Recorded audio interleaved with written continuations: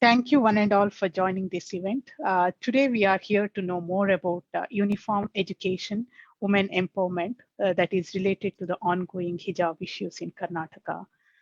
We have an advocate, Subuhi Khan, who is well-known, vastly knowledgeable, eminent Supreme Court lawyer and social activist. Welcome to you, Ms. Subuhi Khan.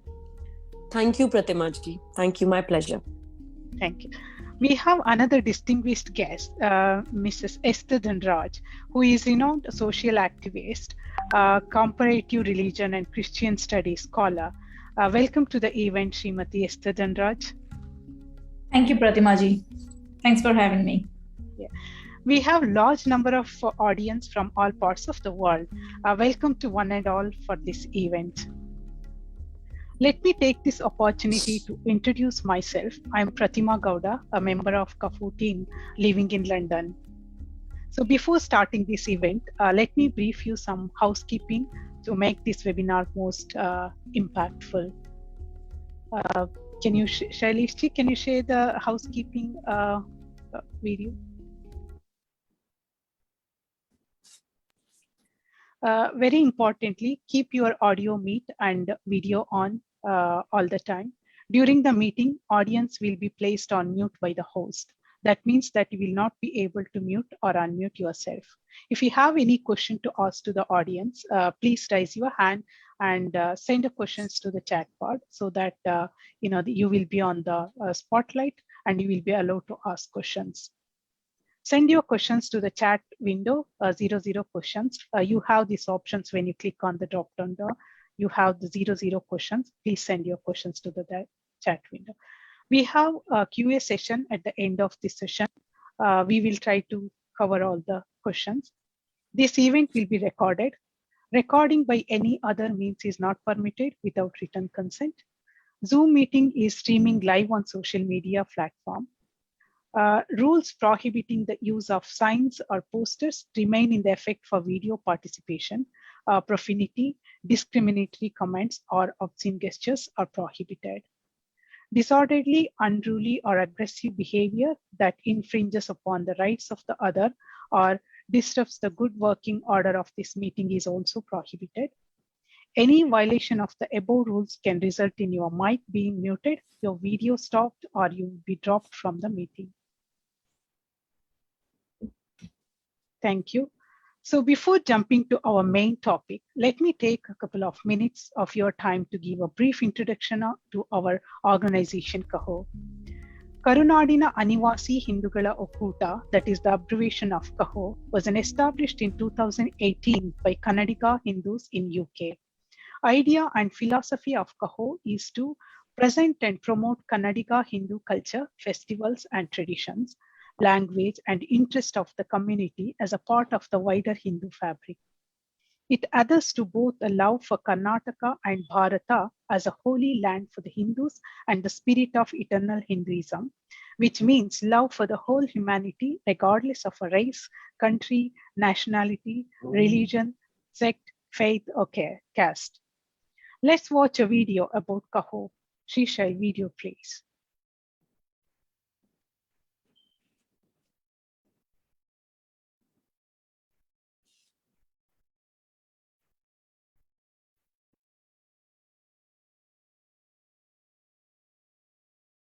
We are not hearing the voice. Can you check the audio, please, Shishailji? 125th anniversary. Namaste.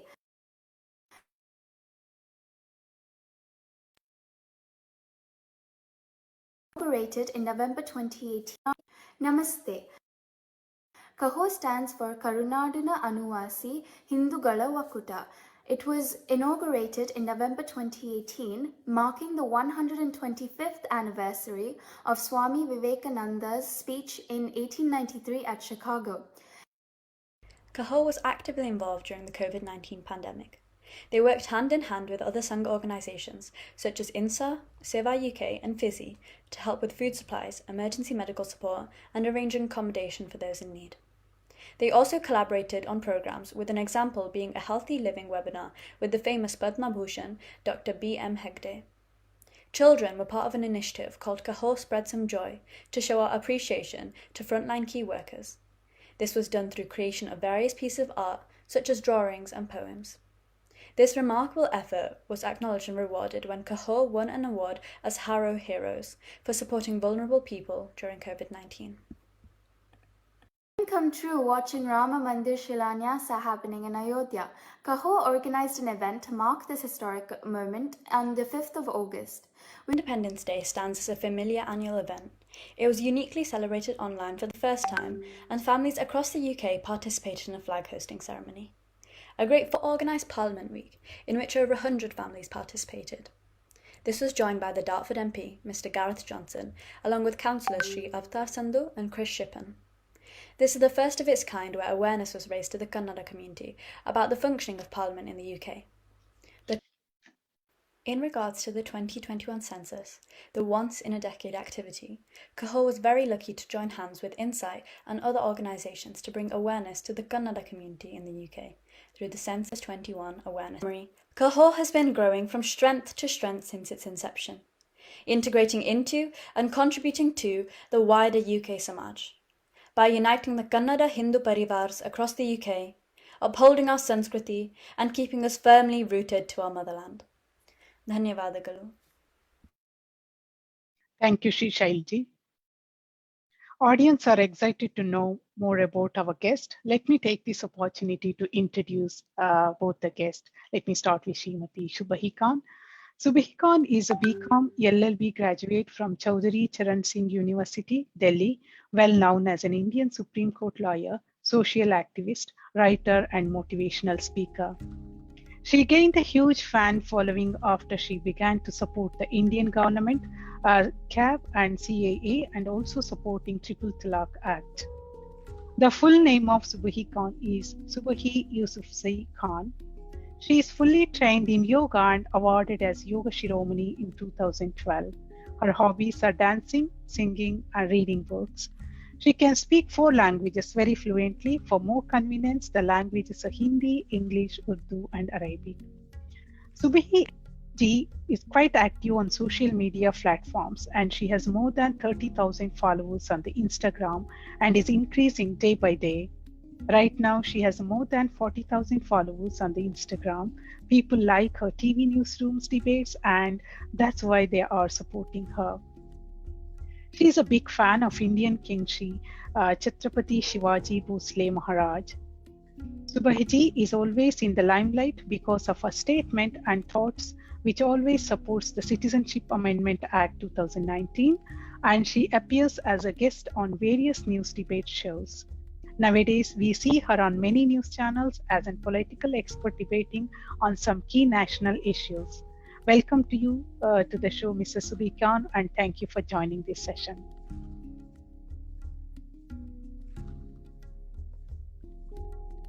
Let me take this opportunity to introduce Mrs. Esther Dhanraj. Srimati Esther Dhanraj is an ex-Christian who quit her faith after practicing it for 25 years.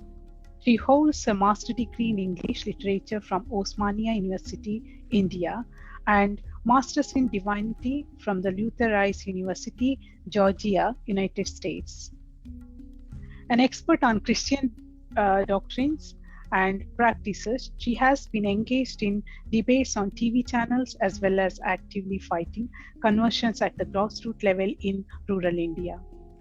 She also counsels Hindu families whose youngsters, youths have either become a Christian or contemplating Christianity. The experience of Srimati Esther Dhanraj assumes significance in this context. Though her recently launched Quit Christianity movement, she works with other former Christians in bringing awareness about Christianity. According to her viewpoint, every person that subscribes to the idea of Dharma, Karma, and Punarjanma is a Hindu. Welcome to the show to you, Mr. Esther Dhanraj, and thank you for joining this session. Thank you for having me, Pratimaji. So we are celebrating International Women's Day in 2 days' time. The theme for the International Women's Day 2022 was announced by UN Women in December was Gender Equality Today for Sustainable Tomorrow. I think it is a perfect time to discuss and know more about hijab issues. Is it a political or religious? So before starting that, let me give you a brief about the event structure.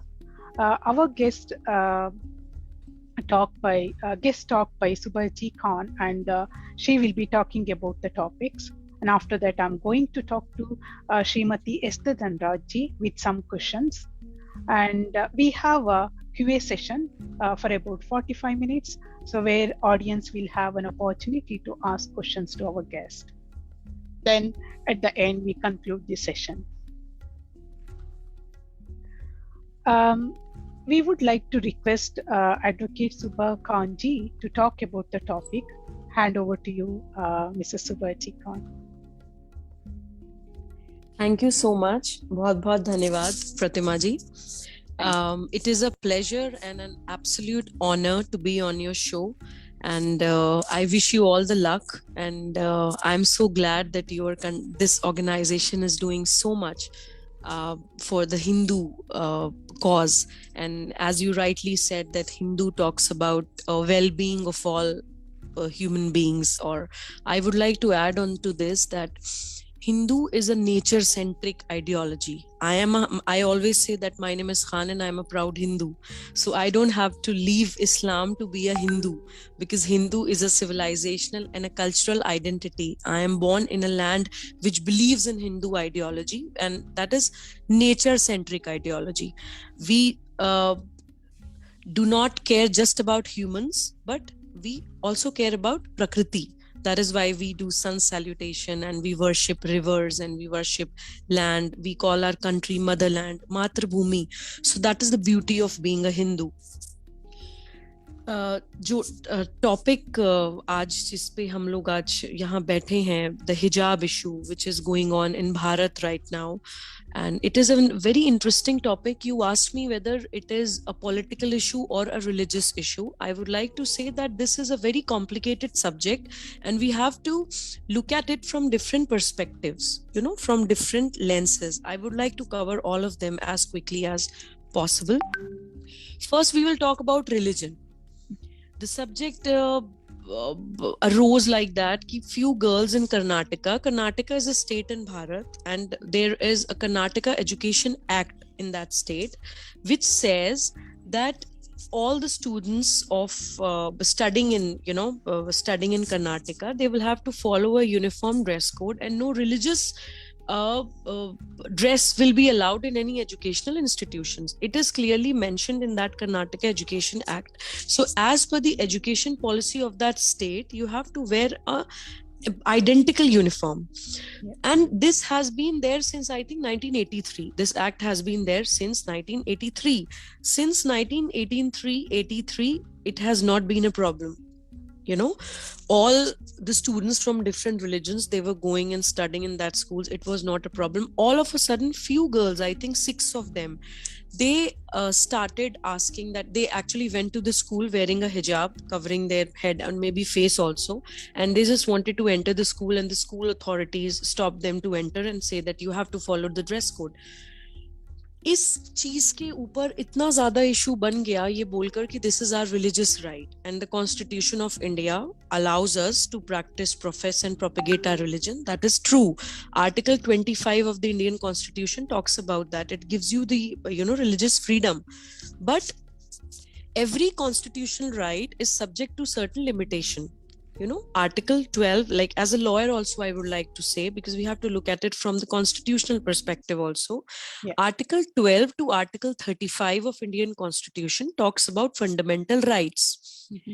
And Article 25 specifically talks about right to religion, which says that you are free to practice, profess and propagate your religion. If I am a Muslim, I can profess, practice and propagate my religion in Bharat. But there are certain limitations. I can avail my fundamental rights only if I follow certain rules and regulations like public order, morality, decency, public health, and other state interests involved. In my personal life, I'm free to wear whatever I want. But when I'm going in a public system, or if in a public institution, even those institutions have their fundamental rights. We have to follow a dress code provided by that institutions. Once we took admission in that school, we have signed a form and we have agreed to the terms and conditions and rules and regulations of that institute. So we cannot break law of land like Karnataka Education Act. We cannot break public order of a public institutions in the name of our fundamental rights. अपने अधिकारों के लिए हम दूसरे के अधिकारों का हनन नहीं कर सकते हैं. So Absolutely. that is about constitution. If you ask me as a Muslim woman, you know, what do you call an essential integral practice of any religion? An essential practice is the practice which is very clearly codified in the scriptures of that religion. And Muslims follow Quran. If you talk about Quran, no verse in Quran talks about hijab or burqa or any dress code whatsoever. Quran always says that you have to dress modestly. There are certain verses in Quran that talks about dress. Quran says you have to cover your bosoms. That means you have to cover the chest. Quran says that you have to cover your sharmgah is the word that has been used. Like you have to cover the private parts. So nowhere that black, you know, that cloth covering yourself, which we know as burqa, nowhere it is an essential integral practice of Islam. So even if you talk about constitution, whether you talk about constitution, whether you talk about religion, it is neither part of religion and nor your constitution allowed to use something and start breaking laws of your country. So I would like to tell you that this is a problem which has been deliberately created. There is a propaganda which has been started, and it has been started by various institutions and different kind of people, like जिसको मैं बोलती हूँ धर्म सत्ता और राज सत्ता. यानी कि some religious fanatics, they want Muslims to just be mental slaves. They do not want Muslims to have rational mind. They do not want Muslims to actively think about something with an open mind and take their decisions with their free choices. And it has been there in Muslim society ever since Prophet Muhammad sallallahu alaihi wasallam died. I would like to tell you a very interesting story, or this is the history of Islam, difference between Islam and Islamic State. Prophet Muhammad sallallahu alaihi wasallam ki koi beta survive nahi karta tha. Unke matlab he had sons, but they could not survive. तो उनकी death के बाद ये सवाल उठा कि who will take on his legacy, क्योंकि उस समय यही होता था कि बेटी विरासत संभालेगी. तो इस लड़ाई में प्रॉफिट मोहम्मद की डेड बॉडी को 18 घंटे तक, अरब में गर्मी होती थी, सड़ी गर्मी में, धूप में 18 घंटे तक प्रॉफिट की बॉडी को रखा गया इस लड़ाई में कि उनकी लेगेसी कौन संभाले. और जो ऑब्वियसली जो लड़ाका लोग थे वो, because profit messenger of God थे, वो स्पिरिचुअल मैसेज लोगों को देने के लिए आए थे, तो उनकी एक मान्यता हो गई थी, उनको अरब में काफी लोग फॉलो करते थे. तो उनकी उस फॉलोइंग को यूज करके अपनी एक सत्ता, अपनी एक स्टेट क्राफ्ट की तरह यूज करने के लिए इस्लाम को कुछ लोग कूद गए इस्लामिक सोसाइटी में, और उन्होंने प्रॉफिट की लेगेसी अपने हाथ में ले ली. वहां से स्टार्ट हुआ इस्लामिक स्टेट. वहां से ही इस्लाम डिस्टॉर्ट होना शुरू हो गया. प्रॉफिट मोहम्मद के टाइम पे, आप, it is a recorded history, किसी अरब के बाहर किसी भी कंट्री पे इस्लामिक स्टेट बनाने के लिए आक्रमण नहीं हुआ था.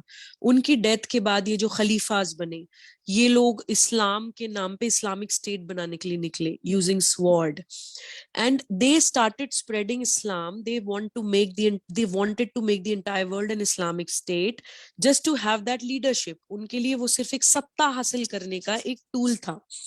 वहीं से उन्होंने जितनी भी इनोवेशंस हुई इस्लाम में, लाइक बिद्दत, जैसे ट्रिपल तलाक की, औरतों को, जैसे इजिप्ट, सीरिया, इस तरह की कंट्रीज को जब उन्होंने इन्वेट करना शुरू करा, वहां पे खूबसूरत औरतें होती थी, तो वहां की औरतों से शादी करने के लिए अपनी बीवियों को छोड़ना चाहते थे, तो अपनी वाइफ्स को तलाक तलाक तलाक देना स्टार्ट कर दिया. तो वहां से ट्रिपल तलाक की प्रैक्टिस स्टार्ट हुई, बिद्दत, that means innovation in Islam. तो मैं हमेशा मुस्लिम्स को ये बोलती हूँ कि do not get blackmailed by these people who are just running the agenda of Islamic State, because they just want to use Muslims as mental slaves. Islamic State के लिए उनको भीड़ तंत्र चाहिए ताकि मुसलमान सिर्फ आगे जाके लड़े तलवार लेके और इस्लामिक स्टेट की मांग करे. उनको रैशनल थिंकिंग कैपेबिलिटी वाले ओपन माइंड्स नहीं चाहिए. This is why fatwa brigade is there. A Muslim child is told उसको क्या पहनना है, क्या करना है, क्या खाना है, क्या पीना है. मुसलमान बच्चे को ये बोला जाता है you can not dance, you can not sing, you can not participate in any cultural activity. आप अगर हम ओम बोल के मेडिटेट करते हैं, जैसे भारतीय संस्कृति में Om is a vibrational, Om is a sound, vibrations, universal vibration. It does not belong to one religion. लेकिन अगर मैं मुसलमान हूं और मैं ओम चांट करके योग करना चाहती हूँ, मेडिटेशन करना चाहती हूँ, तो मुझे ये बोला जाएगा कि आप तो काफिर हैं. तो ये रैशनैलिटी, थिंकिंग कैपेबिलिटी को किल करके, आप क्रिपल करके, आपको मेंटल स्लेव बनाने की जो इस्लामिक स्टेट की जो प्रैक्टिसेस हैं वो चल रही हैं. बिकॉज इस्लामिक स्टेट रातों रात नहीं बना सकते हैं, उनको स्टेप बाय स्टेप करना पड़ता है. आपको सारी दुनिया से अलग करने के लिए आपकी सारी चीजें, पहले आपको सेपरेटिस्ट बनाया जाता है कि whatever the entire world is doing you are not suppose to do that. Once you become a separatist then you are told कि जो आप सोच रहे हैं वही सही है, बाकी सब गलत है.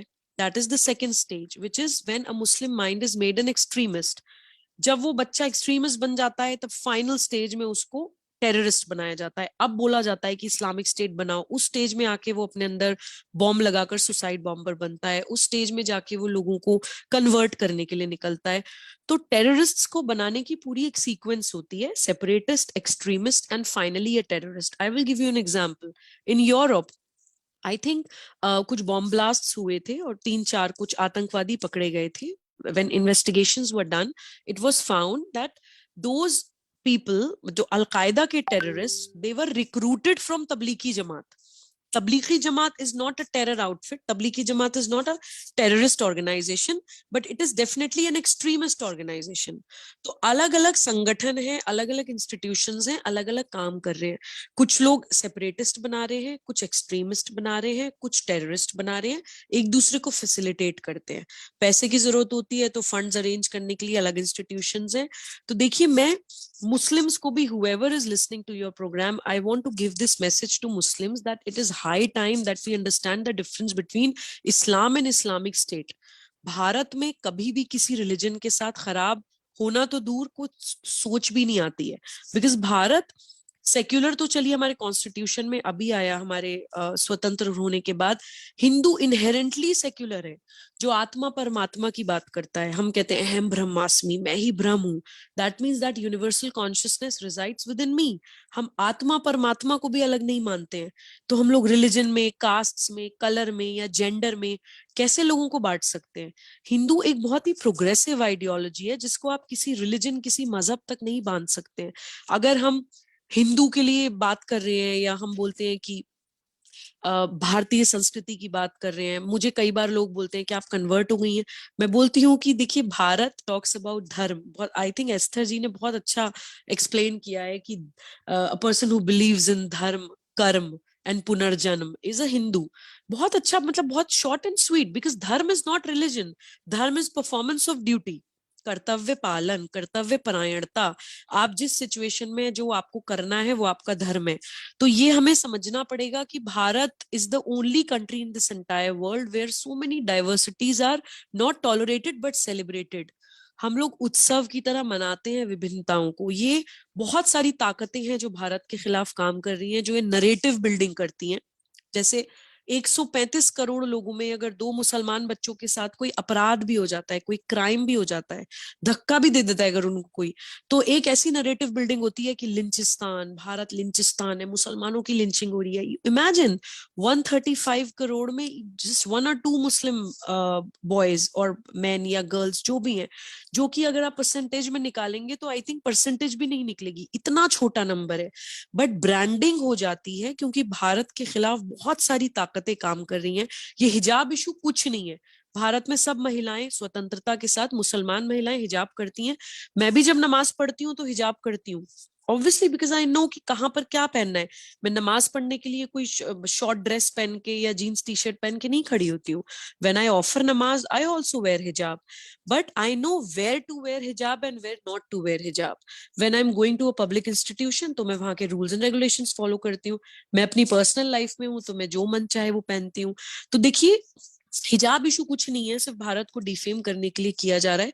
और मैं क्विकली, हालांकि सब्जेक्ट से हटके है, लेकिन आपको 7 एंटी नेशनल फोर्सेस के नाम जरूर बताना चाहती हूँ जो भारत के खिलाफ ये प्रोपेगेंडा कर रहे हैं, जिसमें एस्थर जी तो एक के तरफ बहुत अच्छा काम कर रही है। I am so glad to know what she is doing. It takes lots of courage and lots of conviction and lots of dharma to do that. 7 anti national forces हैं। सबसे पहले वामपंथी कम्युनिस्ट्स, उनकी आर्म्ड विंग्स माओवादी and नक्सलवादी, they are actively working against Bharat. Second anti national forces separatist and terrorist movements, ये वो हैं जो मैंने आपको भी इस्लामिक स्टेट का एग्जांपल दिया था। ये वो हैं किसी भी रिलीजन को उठाते हैं, उस रिलीजन के बच्चों को सेपरेटिस्ट, एक्सट्रीमिस्ट एंड टेररिस्ट बना के उन्हीं की मदरलैंड के खिलाफ खड़ा करते हैं। पूरी एक सीक्वेंस में खराब किया जाता है माइंड्स को कंट्रोल करके, स्लेव्स बना के, और फाइनली उनसे बोला जाता है कि अब अपने देश को तोड़ के अपनी अलग स्टेट की मांग करो अपने रिलीजन के नाम पे। ये प्राइमरली 2 रिलीजन्स को मिसयूज करके हो रहा है। एक इस्लाम संप्रदाय के बच्चों को इस्लामिक स्टेट बनाने के लिए प्रेरित किया जा रहा है, एक खालसा पंथ के बच्चों को खालिस्तान बनाने के लिए प्रेरित किया जा रहा है। यहाँ पर I would like to reiterate that we as Bharatiya are not against Islam, we are against Islamic State, we are not against Khalsa Panth, we are against Khalistan, we are only against these separatist and terrorist groups which are misusing religion and manipulating young minds. Third anti national forces बौद्धिक आतंकवादी, intellectual terrorist, जो हमें confuse करते हैं। जैसे एक उदाहरण मैंने आपको भी दिया था, धर्म, पंथ और संस्कृति। धर्म इज परफॉर्मेंस ऑफ ड्यूटी, आप कोई भी हो, जो आपका कर्तव्य है उस सिचुएशन में वो आपका धर्म है। पंथ इज रिलीजन, जैसे मेरा धर्म सनातन है, मेरा पंथ इस्लाम है। एंड संस्कृति इज द कल्चर, आप जिस जगह दुनिया की भूमि, जिस भूमि खंड में आप पैदा हुए हैं, वहां की भाषा यानी लैंग्वेज, वहां की भूषा, वहां का पहनना ओढ़ना, वहां का भोजन, वहां के भजन, वहां के भेषज यानी कि मेडिसिन बोला जाता है। ऐसे बहुत, वहां का जो लाइफस्टाइल है, जो वे ऑफ लिविंग है, वो आपका उस जगह की संस्कृति होती है। तो ये बौद्धिक आतंकवादी हमें कंफ्यूज करते हैं कि अब धर्म और पंथ को, रिलीजन को मिक्स कर देते हैं, जो कि 2 बहुत अलग अलग चीजें हैं। Then international powers, fourth anti national force, naturally CANRC में आप देखिए प्रोटेस्ट हो जाता है, विदेशों से पैसा आ जाता है, देश की राजधानी दिल्ली को जलाने लग जाते हैं। ऐसे बहुत, किसी भी सब्जेक्ट को उठा के कभी भारत को लिंचिस्तान बोलने लग जाएंगे। पूरा इंटरनेशनल प्रोपेगेंडा भारत के खिलाफ चलता है। देन कुछ विधर्मी राजनीतिक दल, मैं उनको बोलती हूँ, सम पॉलिटिकल पार्टीज, जो जातिवाद की राजनीति करते हैं या फिर अपीजमेंट पॉलिटिक्स करते हैं रिलीजन के नाम पे। किसी भी रिलीजन के बच्चों को बोलेंगे कि हम तो आपकी पार्टी हैं, हम तो आपको देखेंगे, आपका भला देखेंगे। ऐसी बहुत सारी विधर्मी राजनीतिक पार्टीज भी भारत में काम कर रही हैं एक्टिवली भारत को तोड़ने के लिए। Then sixth anti national forces conversion mafia, जो देन अगेन क्रिश्चियनिटी को मिसयूज करके अपनी एक स्टेट क्राफ्ट, एक सत्ता फैलाने की कोशिश कर रहे हैं। मैं पर्सनली क्रिश्चियनिटी के खिलाफ नहीं हूं, लेकिन क्रिश्चियनिटी को इस्तेमाल करके कन्वर्जन मूवमेंट्स जो चल रहे हैं, फॉरेन फंडेड मिशनरी ऑर्गेनाइजेशंस जो भारत में काम कर रही है, मैं उनके खिलाफ हूँ। आप किसी गरीब इलाके में जाएंगे, किसी भूखे के पेट में 2 रोटी डालेंगे, दूसरे हाथ से आप उसके गले में क्रॉस डाल देंगे। Then you talk about Lord, the supreme power, the most beneficent, the most merciful, जिसने पूरी दुनिया बनाई है, जो पूरी कायनात बनाई है, वो इतना तुच्छ, इतनी छोटी मेंटालिटी का नहीं हो सकता कि किसी की भूख इस शर्त पे शांत करे कि पहले मुझे मानो, पहले मेरा क्रॉस पहनो, तब मैं तुम्हारा पेट भरूंगा। ये केवल इंसान कर सकते हैं रिलीजन्स को मिसयूज करके। Then seventh anti national forces corporate mafia, consumerism, बाजारवाद। ये वो लोग हैं जिनका काम सिर्फ पैसा बनाना है। बड़ी बड़ी फार्मास्यूटिकल इंडस्ट्रीज हैं, बहुत बड़े बड़े कॉर्पोरेट माफिया हैं। इनको भी अपना सबसे बड़ा दुश्मन भारत लगता है। रीजन जो मैंने आपको पहले बोला था कि भारत के मूल में ही है प्रकृति से मैत्री। We are friends of environment. पूरी दुनिया आज ग्लोबल वार्मिंग की बात कर रही है, पूरी दुनिया आज क्लाइमेटिक चेंज की बात कर रही है। हमारे ऋषि मुनि हजारों हजारों साल पहले बोल गए हैं। भारत में जब हम कहते हैं भगवान, यानी भगवान, भूमि, गगन, वायु, अग्नि, नीर, दैट मीन्स दोज 5 एलिमेंट्स जिससे पूरी प्रकृति बनी है। उन्हीं 5 एलिमेंट से हमारा शरीर बना है। और उसी वो जो हमारे अंतिम संस्कार की प्रक्रिया होती है, गरुड़ पुराण में 8 तरह के अंतिम संस्कार बताए गए हैं, दफनाना भी एक प्रकार है गरुड़ पुराण में।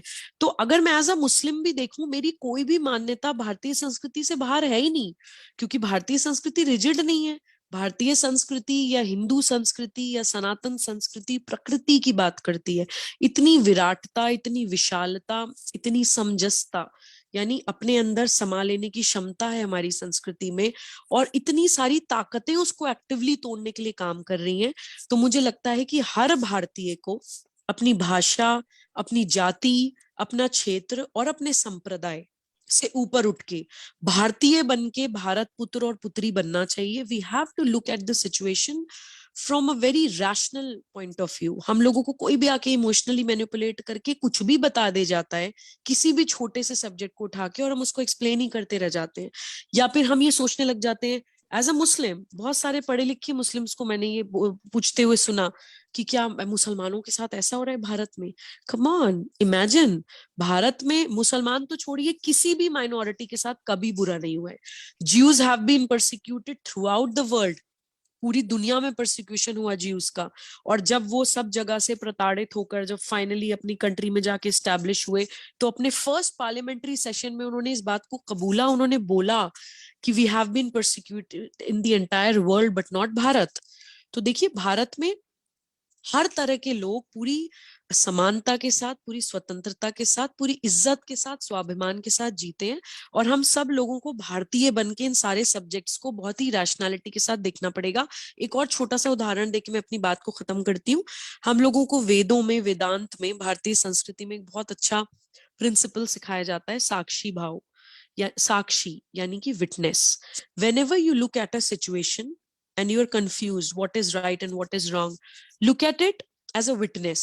Do not become involved to that situation. अगर मैं हिजाब इशू को मुसलमान बन के देखूंगी, आई एम अ मुस्लिम, तो मैं ऑफेंड हो जाऊंगी कि क्या मुसलमान के साथ ऐसे हो रहा है। और अगर मैं बहुत रैशनल पॉइंट ऑफ व्यू से देखूंगी कि नहीं, मुसलमान सब कुछ कर सकता है भारत में, मुसलमान सब कुछ पहन सकता है भारत में, मुसलमान पूरा फ्री है अपने रिलीजन को, इतना इस्लामिक स्टेट में सुरक्षित नहीं है, इतना इस्लामिक स्टेट में इस्लाम को फ्रीली प्रैक्टिस नहीं कर सकते जितना भारत में कर सकते हैं, तो फिर ये क्यों हो रहा है। जब मैं साक्षी भाव से सिचुएशन को देखूंगी, तो दूध का दूध और पानी का पानी हो जाएगा, and I would be in a better position to perform my dharma. That means I would be in a better position to perform my duty. So please look at the situation as a witness. Do not become involved with the situation. Then you would be able to see truth with clarity.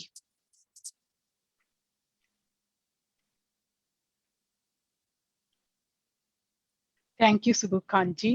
You explained many topics very beautifully, especially the Dharma, Panth. It's a very beautifully you explained, and that makes a lot of sense. And, you mentioned that you are talking about, you do namaz by wearing hijab. Yes. And, I was reading some of the verses of Quran. I mean, not in the Quran book, but somewhere it says even the hijab is applicable for the men also. I mean, I to be personally, I have grown up in a village where 80% of the population is Muslim. Most of my friends are Muslims when I was going to a school. And that time, the hijab was not an issue, and the girls were not worried about the hijab. But I have seen people going to a mosque, they were wearing cloth on the head. So maybe that is related to what Quran states, that is applicable to men and women. How do you say about that? Yeah, absolutely, absolutely. Quran says that you have to like when Quran is addressing men, it says that you have to lower your gaze. When you're looking at women or Yeah. people from different gender, you have to behave in a very modest way. You cannot stare at them. You lower your gaze when you cross when women are sitting. So hijab is something like nazar ka parda, aankhon ki sharam in Quran. It is not referred in terms of dress. Yeah. So that is there. Quran talks about hijab for men also. So that means aankhon ki sharam, aankhon ka parda, not that black veil or covering your face and covering your entire body. And one more point I forgot to include in my speech or whatever you call it when I spoke about hijab. There is one point that okay, if you say that you want to cover your head, that is also fine, but when you start covering your face, I ask these questions to even parda clad women, Muslim women who wear that veil. I ask this question to them, that if someone rings your doorbell and you open the door and someone is standing covering their face, will you allow them, no matter how practicing, no matter how good Muslim you are, will you allow a person covering their face enter your house without seeing their identity?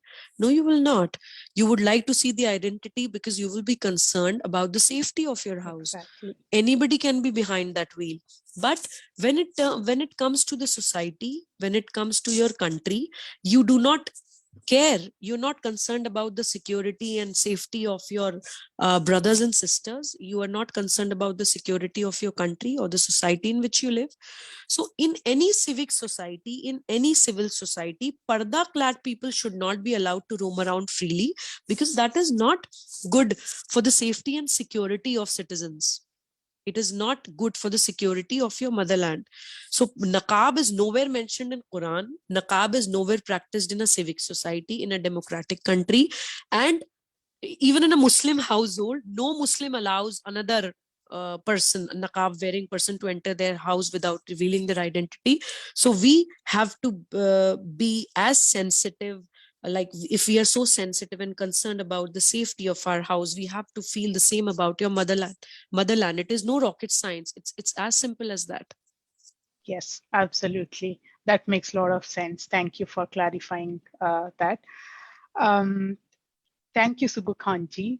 Let me talk to the Srimati Esther Dhanraj. I have a couple of questions. Maybe I have been reading your articles, and your thoughts are amazing and wonderful. It makes very much sense to our modern society as well. So let me ask few questions to you, Esther Dhanraj ji. So, are there a prescription about dress code in Christianity? Would you like to show some lights on the, any dress codes in Christianity? So there's no dress code per se in the religion, not in the sense of a theological mandate.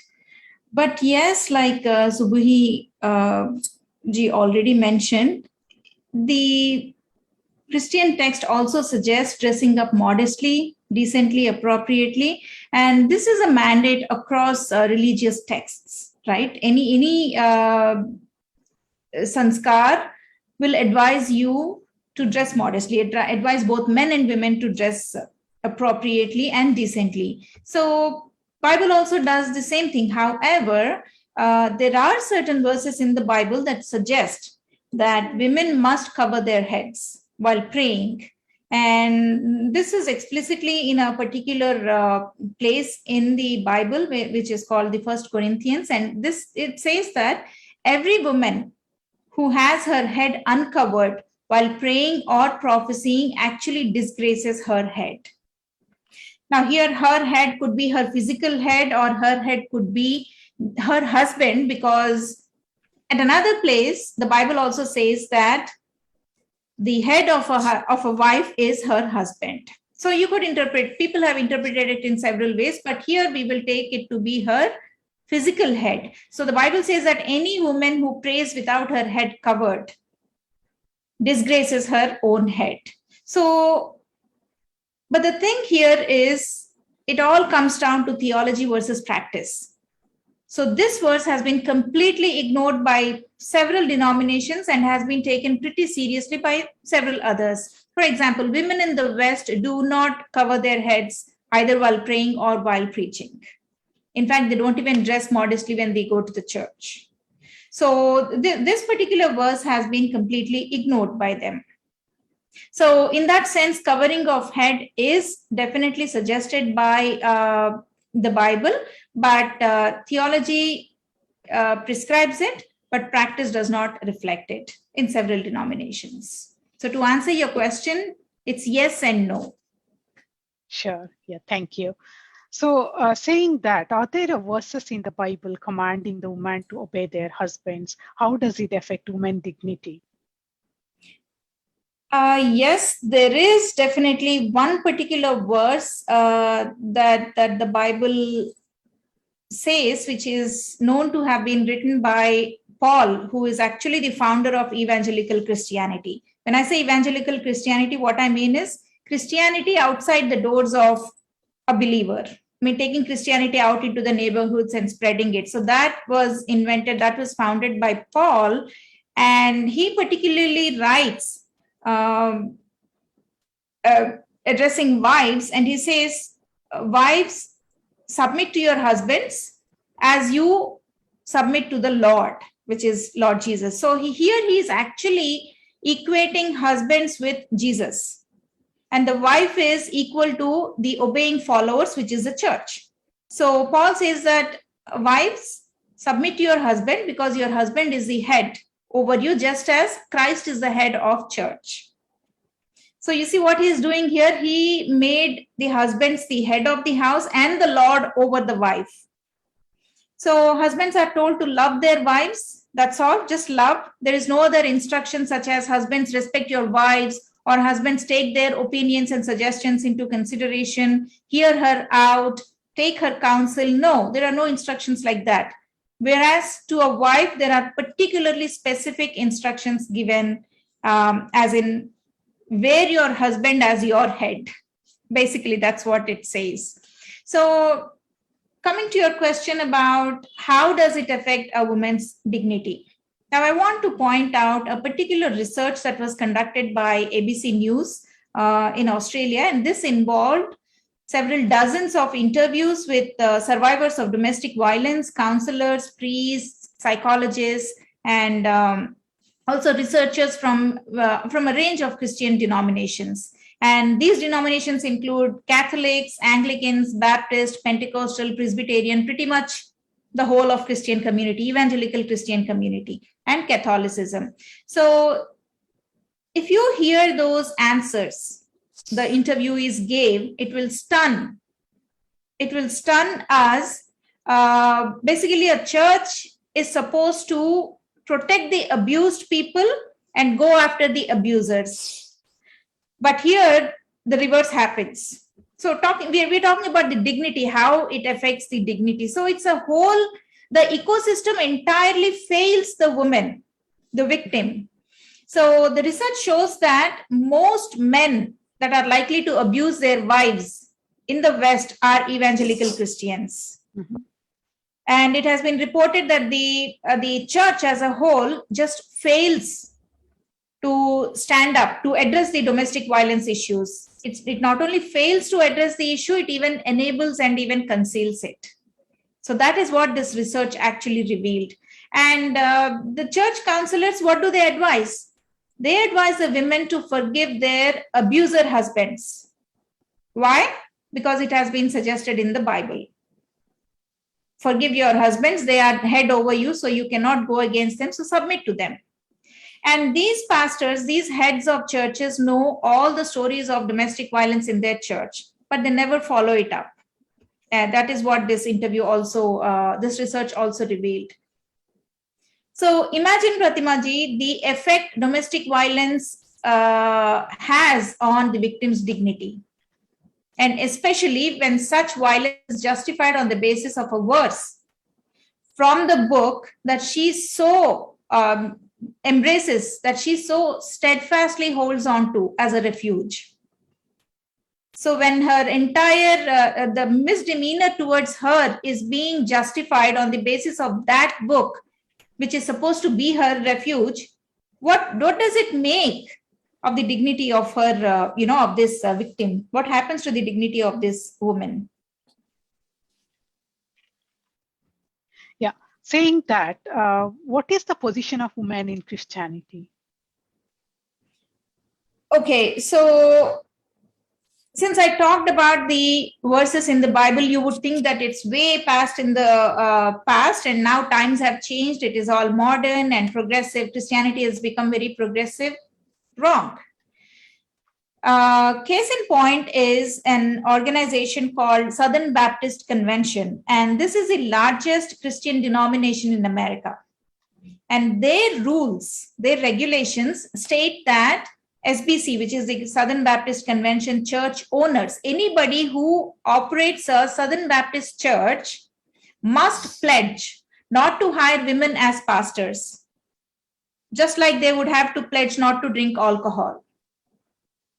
And it goes ahead and says only qualified men will hold the office or title of pastor, elder, bishop, overseer, manager, or minister, and serve as the communicator for teaching and preaching in their main gatherings or worship services. They are not to hire women in any of these positions, not just the lead pastor, even the sub committees, women cannot head or lead.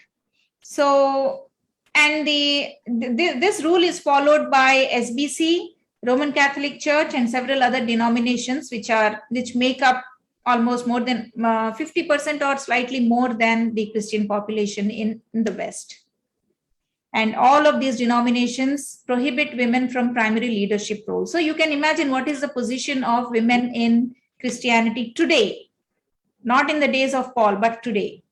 And if this is the case in the country that claims to be the protector of women's rights, gender equality, and all that, just imagine what happens to other countries other Christian countries where women are not given equal rights. Thank you, Dhanraj. So what is your message for Bharatiya Christians? How does one counter the hostile anti-Hindu bias narrative in Christianity? So before going there, I would like to add that where are these denominations actually getting this rule from? So there is an interesting verse in the Bible which says that I do not permit, which is again written by Paul, the inventor of Christianity. I do not permit a woman to teach or to exercise authority over a man. Rather, she is to remain quiet. I mean, you wouldn't imagine such regressive verses to be in the Bible, right? Mm-hmm. Christianity claims itself to be a very progressive religion.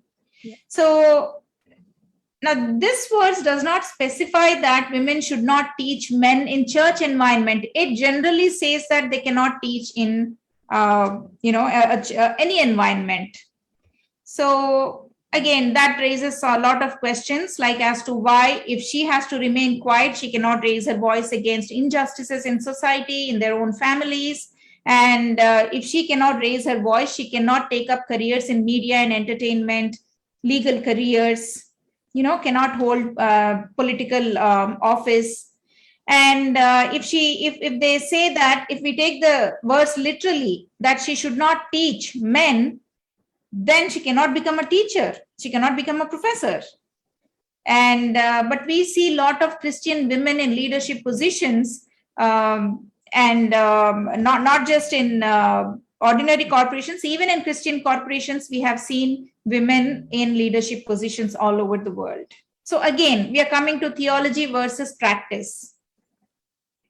So theology says something else, practice has become something else. But the question remains, if in all other aspects this verse has been ignored, why is it still continuing within the church environment that women cannot take leadership roles? So that is a big question that Christians will have to ask today. Christian women should ask today. So if they have ignored the verse in other setups and women are given leadership positions, why are the church elders or the conservative church still holding on to this verse and not giving women their rights? Is it regressive or is it progressive? So that's a question that they should ask themselves. So coming to your question of how to fight the conversions, right? The what should be the anti-conversion thing, right?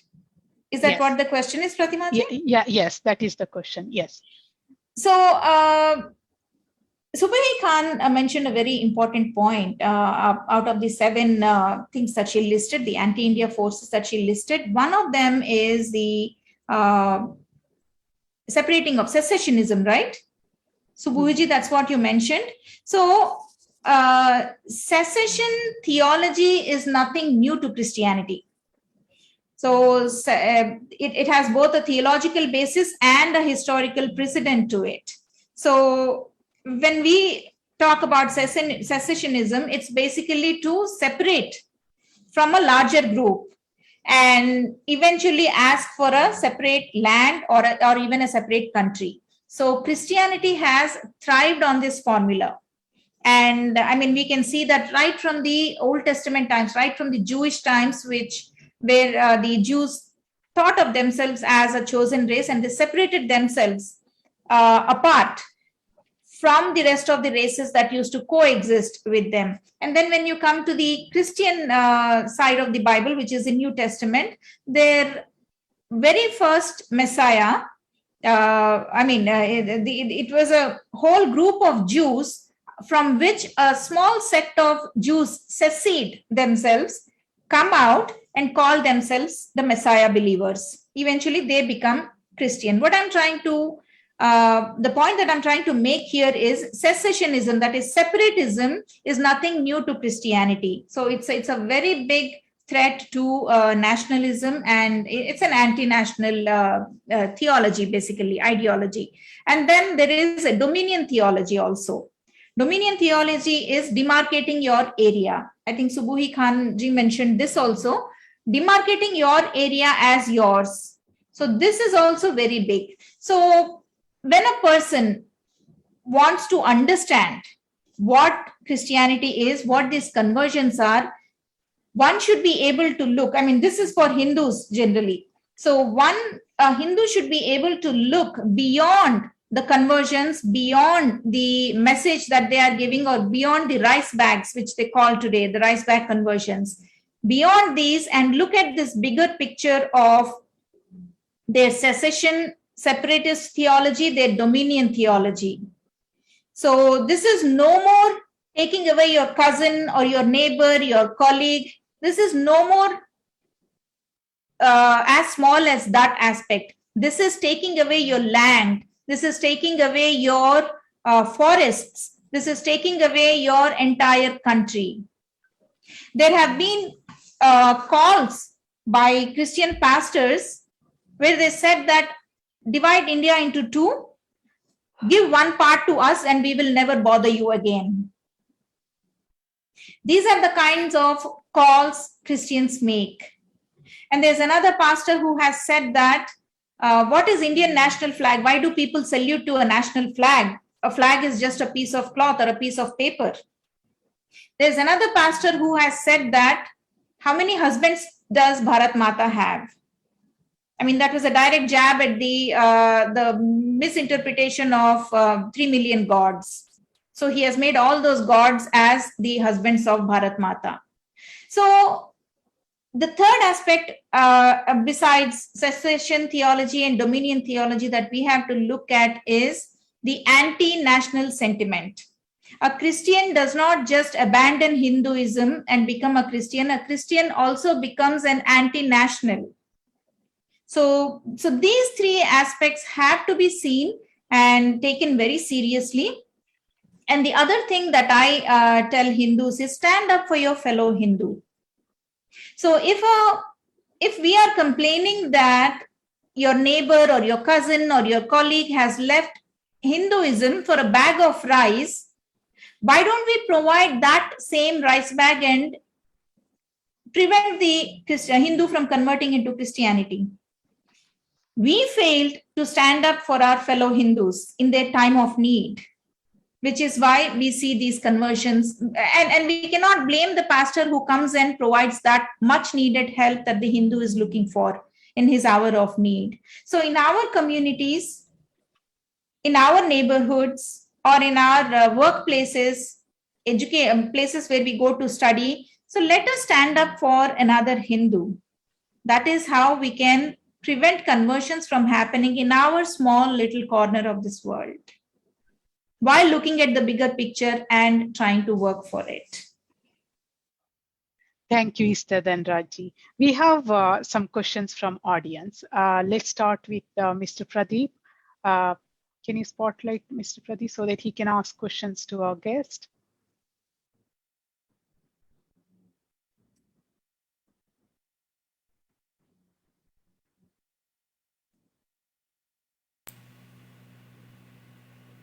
Mr. Pradeep, you must be Hey, unmuted You now. can Yeah. unmute and ask the question, please. hey, okay, I'm outside actually. Okay, that's why I sent a question. Okay, I'll ask to Subuhi Khan. So, how do you counter people arguing that Sikhs wear turban, they are allowed, even though I know that the constitution allows, but how do you counter these arguments?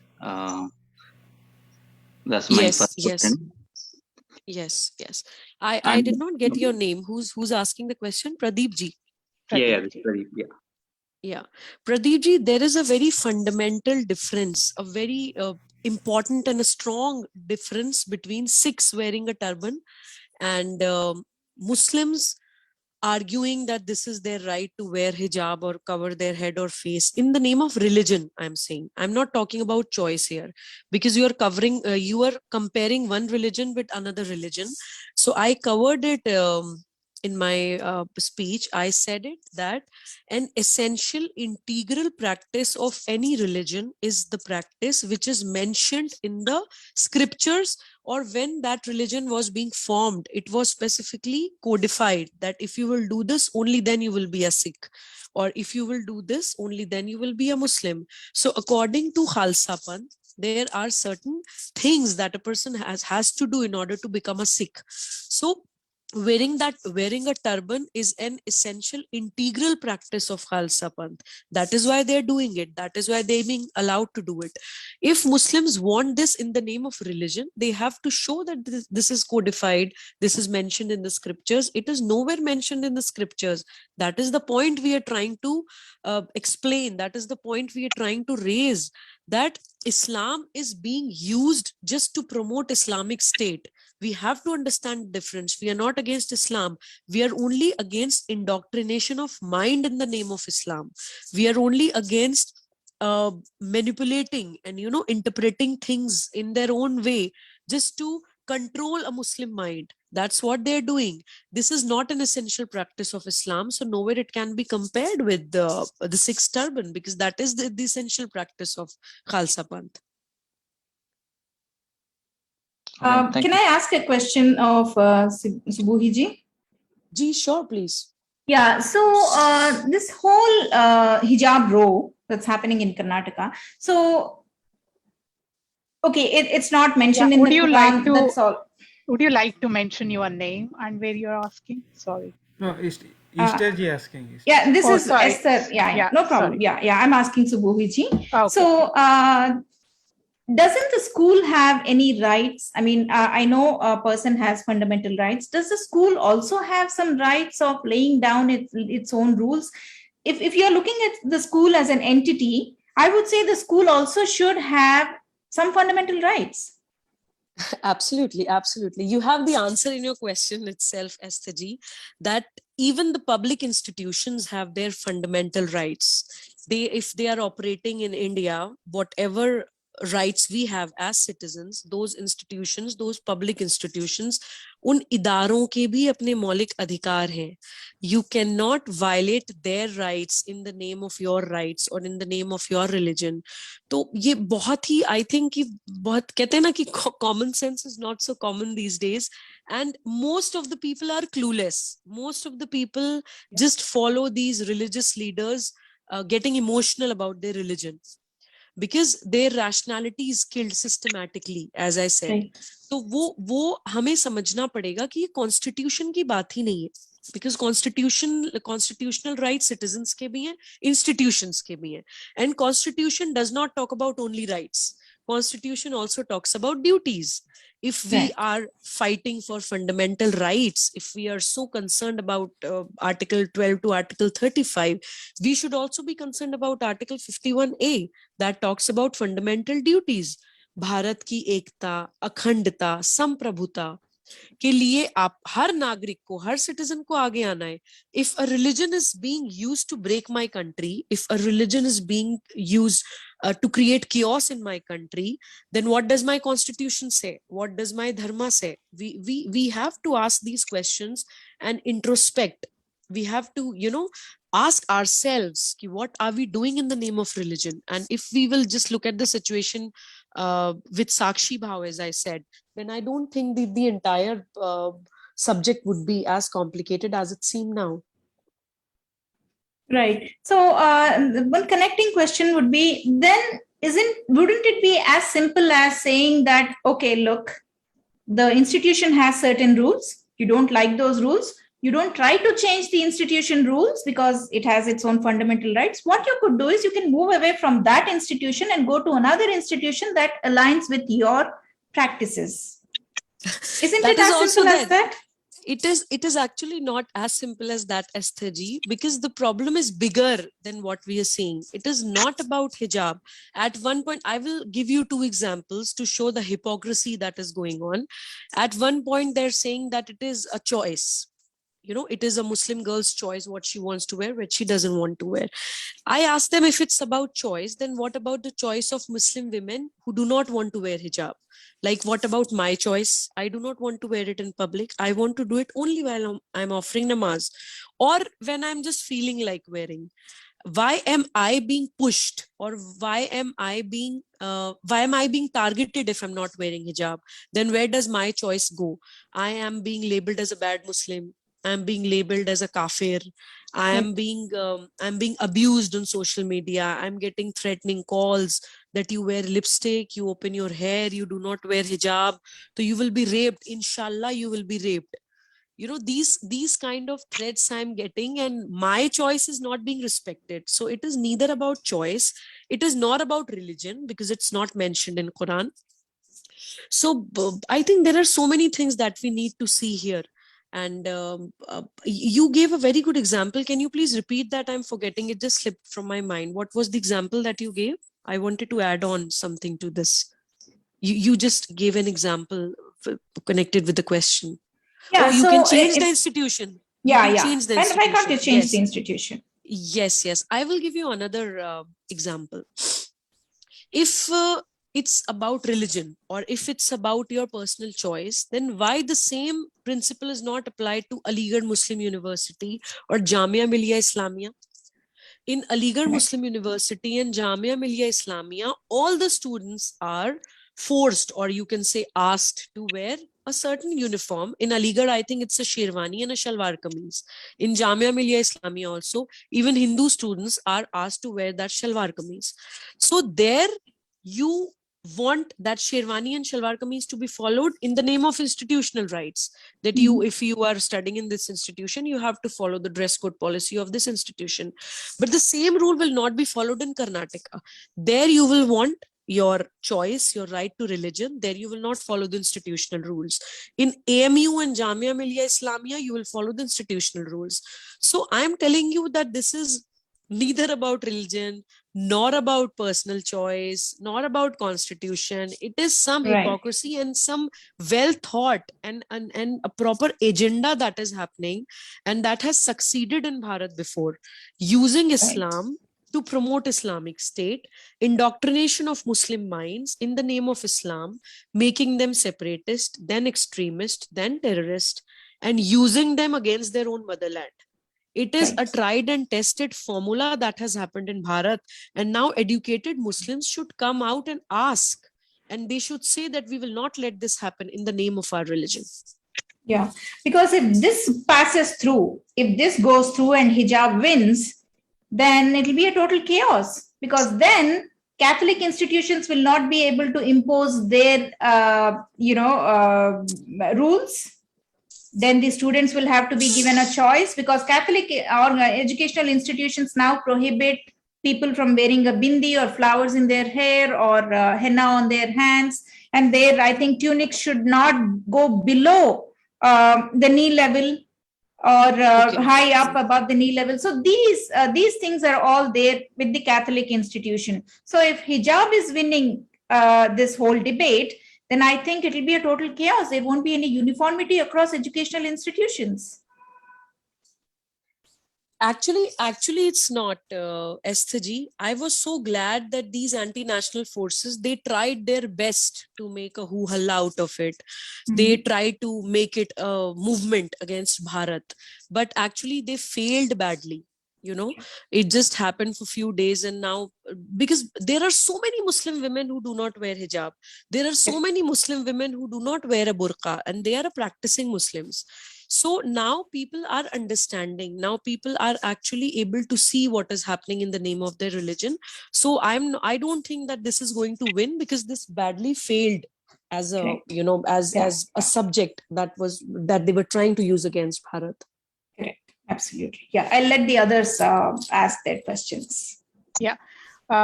Thank you, Esther Jane. Thank you, Mr. Khan. So we have another person from audience, Mr. Huli Gowda. He would like to ask a question. Yeah, namaste, both of you. Yeah, thanks for the good the insight about how the current. Yogesh ji, your volume is bit low. Okay, is it okay now? Hello. Is it Yeah, okay now? little bit better. Yeah, namaste. Yeah, both of you. It was very good the information that you both of us told us in the session. My basic question is very simple. It's a simple question that I'm asking. There was no any hijab issue or burqa issue before. Why now? Why is the issue has been taken up now in our Karnataka state? Very good question. Yeah. Very good question. Can I answer this, Esther ji, or you want to Yes, add please. on? No. I would want to hear your thoughts on this hijab. So you have to add it. Yeah. Actually, there was another perspective to look at this propaganda. That is a political perspective. Since Karnataka Education Act has been there since 1983, but it has not been a problem till now. Why now? Because Uttar Pradesh, where I belong, like I am born and brought up in Meerut, Uttar Pradesh. Uttar Pradesh elections were approaching. And in UP, we have a chief minister called Yogi Adityanath ji, who is very strong and a fierce and a person who follows dharma. That is, he performs his duties really well. And I, as a Muslim woman, can say it with full conviction that Muslim women of Uttar Pradesh were, you know, fiercely and strongly supporting Yogi ji. Why? I will tell you one reason. Before 2017, 2017 में ही I think Yogi ji की सरकार बनी उत्तर प्रदेश में. उससे पहले की जो सरकारें थी, political parties, they were into appeasement politics, like तुष्टीकरण करना है कि लाइक अपीजमेंट ऑफ मुस्लिम्स पर से. वो मुसलमान बच्चों को आप अपराधी बनिए, आप क्रिमिनल बनिए, आप रेपिस्ट बनिए, आप गैंगस्टर्स बनिए, आप माफिया बनिए, आपको जो बनना है आप बनिए, आपको सरकार पूरी सहायता देगी, लेकिन आप हमें वोट देते रहिए. तो in order to come in power, they actually appeased Muslim. And कौन बर्बाद हो रहा था उसमें? Muslim men were being spoiled. And I am actually running a nationalist movement called Rashtra Jagaran Abhiyan, and we are traveling throughout Bharat with our team. Uttar Pradesh is the center of that movement. So our UP has total 75 districts, and we have covered almost all of them in our Abhiyan. And when we interacted with Muslim women, they were saying कि हम तो योगी जी को ही vote देंगे क्योंकि वो हमारे बच्चों को अपराधी बनने से बचा रहे हैं. बिकॉज नो वुमन वांट्स कि उसका बच्चा या उसका हस्बैंड या उसका भाई अपराधी बने, क्रिमिनल बने. सो दे वर हैप्पी कि हाँ, अब उनके बच्चे, उनका घर बर्बाद नहीं हो रहा है, गैंगस्टर्स, माफियाज, रेपिस्ट, क्रिमिनल्स नहीं बनाए जा रहे हैं उनके बच्चे. So Muslim women were fiercely supporting Yogi ji. Then another reason was law and order, safety, कि देवर सेइंग कि भाई अब हम बहुत सुरक्षा से घूम सकते हैं. पहले यूपी में गली गलियों में, चौबारों में, पान की दुकानों में अपराधी बैठे रहते थे, छेड़खानी, रेप्स, क्राइम अगेंस्ट विमेन बहुत हाई था यूपी में, जो कि अब बहुत कम हो गया है. और Uttar Pradesh election was very important. Uttar Pradesh जो है वो पूरे देश की, आई थिंक हम 23 करोड़ पॉपुलेशन है. UP is a very big state और पूरे भारत की राजनीति की दिशा और दशा निर्धारित करता है उत्तर प्रदेश. इस कारण यूपी के वोटर्स को पोलराइज करने के लिए, मुस्लिम वोटर्स को, खासतौर से मुस्लिम विमेन को पोलराइज करने के लिए यूपी इलेक्शन से पहले ये जानबूझ के प्रोपेगेंडा क्रिएट किया गया, ताकि उत्तर प्रदेश की जो मुसलमान महिलाएं योगी जी को वोट देने जा रही हैं, उनको सपोर्ट करने जा रही हैं, वो कहीं ना कहीं ठहर जाएं कि नहीं नहीं, ये तो मुसलमान विरोधी है या ये तो इस्लाम के विरोधी है. तो इस कारण ये प्रोपेगेंडा क्रिएट करा गया है. सिर्फ मुसलमान को वही जो डिसीजन मेकिंग उसकी इस्लाम के नाम पे क्रिपल करके उससे गलत फैसले लेने के लिए, उसको प्रेरित करने के लिए, but that also failed, it also failed badly, because अब धीरे धीरे लोगों को समझ में आ रहा है और पढ़े लिखे मुस्लिम्स भी आई थिंक चीजों को समझ रहे हैं। कई जगह मौन समर्थन देते थे समझदार मुस्लिम्स की, उनको समझ आता था कि क्या हो रहा है, but they were silent either out of fear or out of ignorance. But I'm so glad that now young Muslims are coming out and speaking and actually trying to find out what is happening in the name of their religion. तो ये I think to answer your question मैं यही बोलूंगी कि UP election को affect करने के लिए भी ये हिजाब रो और हिजाब प्रोपेगेंडा क्रिएट किया गया। Okay, thank you, Shivaji. Both, I think you explained it very neat and clear. Thank you for the answering my question. Yeah, we have another question from Dr. Vidula Thaiji. I will hand over to you. I think just you said, Subuhi, that eyelids hijab is more important. Eyelids hijab. Yes. So why can't you just tell the Muslim women that this hijab with the black, this one, is actually allowing women to see many people without men looking at them. So it is giving them more freedom in a way to look at many people. So we can avoid that one for women to wear the hijab and be the frontier for not wearing the hijab. What's your opinion? Dr. Vidula ji, if I'm not wrong, ये सवाल किसने पूछा था? Doctor Vidula ताईजी। जी विदुला जी, हम लोग actually अपने अभियान में मुस्लिम विमेन की अवेकनिंग की तरफ भी काम कर रहे हैं, and we are actually telling them, I am asking them that if you are wearing this specific dress in the name of your religion, if you are being told that this is actually asked by Quran or Islam, then you ask those Maulvis that they should show you at least one verse in Quran which asks you or commands you to wear burqa or hijab. तो वो basics में उनको यही बताने की हम कोशिश कर रहे हैं कि आप उन लोगों से पहले पूछिए कि रिलीजन कहाँ कहता है। अगर रिलीजन के स्क्रिप्चर में वो मेंशन नहीं है तो आप हमें क्यों कह रहे हैं इन द नेम ऑफ इस्लाम। अगर ये देखिए, एक बात मैं और यहाँ पे क्लियर करना चाहती हूँ विदुला जी, मैं ये हमेशा से मैंने मेंटेन किया है टीवी डिबेट्स में भी, कि जैसे बिकनी पहनना किसी महिला का अधिकार हो सकता है, if you ask about choice, अगर कोई बिकनी पहनना चाहती है महिला, तो अगर कोई महिला अपना शरीर कवर भी करना चाहती है तो इट्स ओके। सर ढकने से, सर पे चुन्नी करने से या बॉडी कवर करने से किसी को दिक्कत नहीं है। लेकिन फिर वही बात आ जाती है कि हर जगह हर चीज, ड्रेस की एक जगह होती है। बिकनी पहन के आप बीच पे जाएंगे, स्विमिंग पूल पे जाएंगे, शॉपिंग कॉम्प्लेक्स में तो नहीं चले जाएंगे, आप सड़कों पे मॉल में तो नहीं चले जाएंगे, बाजार में खरीदारी करने तो नहीं चले जाएंगे बिकनी पहन के। आप एक सिविल सोसाइटी में रहते हैं तो आपको एक पब्लिक ऑर्डर फॉलो करना पड़ता है। आप किसी ऑर्गेनाइजेशन में जाते हैं तो आपको उस ऑर्गेनाइजेशन के रूल्स एंड रेगुलेशंस फॉलो करने पड़ते हैं। तो मैं हमेशा कहती हूँ, आप सर ढकना चाहते हैं आप ढकिए। मैं कभी भी ये नहीं कहती हूँ कि सर ढकना कोई रिग्रेसिव चीज है। If you are doing it out of your choice, if you are comfortable wearing a certain dress और covering your head, that is fine, but that has to be in your personal life. और चेहरा cover करने के लिए मैं completely खिलाफ हूँ। मैं बोलती हूँ नकाब किसी भी सिविल सोसाइटी में ना होना चाहिए, ना होता है, और ना ही वो कोई रिलीजन का पार्ट है, ना ही वो कोई मॉडेस्टी का पार्ट है। चेहरा तो कोई ऐसे कोई प्राइवेट पार्ट नहीं है। चेहरा तो किसी भी कल्चर में ढकना नहीं बताया जाता है। ये पता नहीं क्यों सिर्फ इस्लामिक सोसाइटी में ही इतनी ज्यादा पेट्रियार्कल प्रैक्टिसेस, पेट्रियार्कल भी मैं रॉन्ग वर्ड बोलूंगी, बस एक स्लेव्स बनाने के लिए मुसलमानों के खिलाफ ये क्या चला है। मैं बहुत ज्यादा दुखी भी हो जाती हूँ कई बार। इस तरह की प्रैक्टिसेस है, मैं उनको एग्जांपल्स देकर बता रही हूँ कि हम लोग ट्रैवल करते करते हैदराबाद पहुंचे। There is a practice called misyar marriage.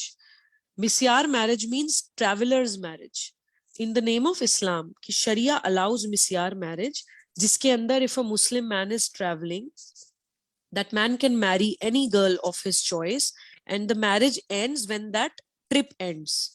और अरब से 60-70 साल के शेख आते हैं हैदराबाद में, 12-12 साल की बच्चियों के साथ निकाह करते हैं in the name of misyar marriage.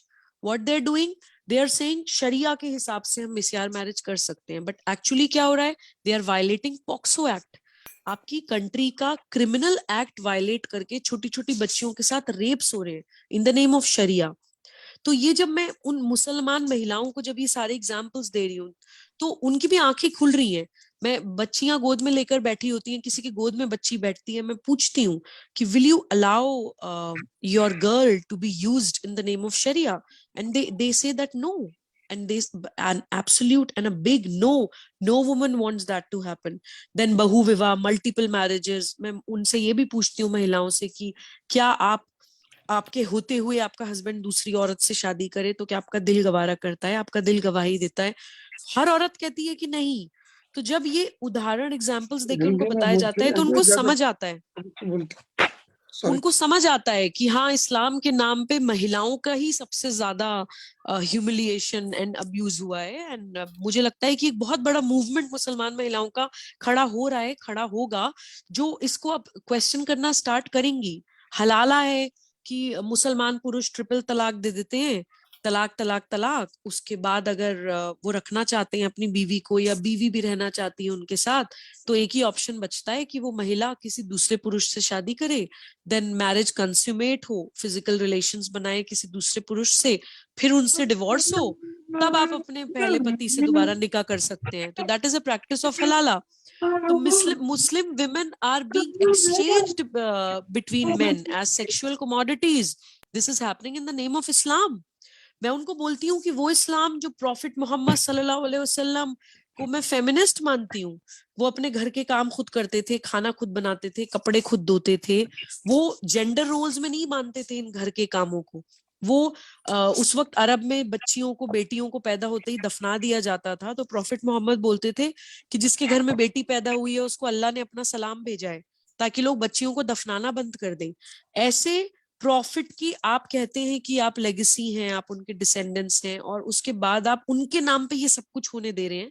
तो जब हम ये कहानी की तरह सिंपल वर्ड्स में बताते हैं तो मुझे लगता है कि चीजें समझ आती हैं लोगों को. क्लैरिटी के साथ, ओपन माइंड के साथ जब सुनते हैं तो उनको समझ आता है कि इस्लाम के या मुसलमान के खिलाफ कोई नहीं है, बट हम उस ह्यूमन राइट वायलेशन के खिलाफ हैं जो इस्लाम के नाम पर समाज में चल रहा है, दुनिया में चल रहा है इनफैक्ट. धन्यवाद. Thank you. We have another question from Mr. Giridhar Pam. Namaste. I'm very happy to have been in this because the presentations were very lucid and full of knowledge. What I want is that there should be public discourse so everybody comes to know what you have stated. And I'm very glad that through the opportunity provided by Kaho, we have heard your views. You mentioned the word Islamic State. We call it political Islam. It means one and the same thing. This is not true Islam, but politicization of Islam. And there is one thing that's happened in this country that I would like you to be aware of. We have to be careful that it doesn't go to that extent in India. Here they introduced the concept of Islamophobia. And Islamophobia means anything you say about Islam is going to be taken as criticism of and vilification of Islam. So since that time, in the public domain, any discussion on Islam has been completely wiped out. And this is something that you legislators in India should be cautious about. It should not be allowed to happen. Because if you vilify, earlier on we heard about how vilification of Hinduism has been taking place in India and nobody seems to bother. But here we're talking about not even to say a word about Islam. If you want to vilify, that should be a crime, absolutely. But in a constructive way, to discuss issues as you have discussed the issues now. What does the religion say about such and such a thing? What vilification is involved there? That's how it should be.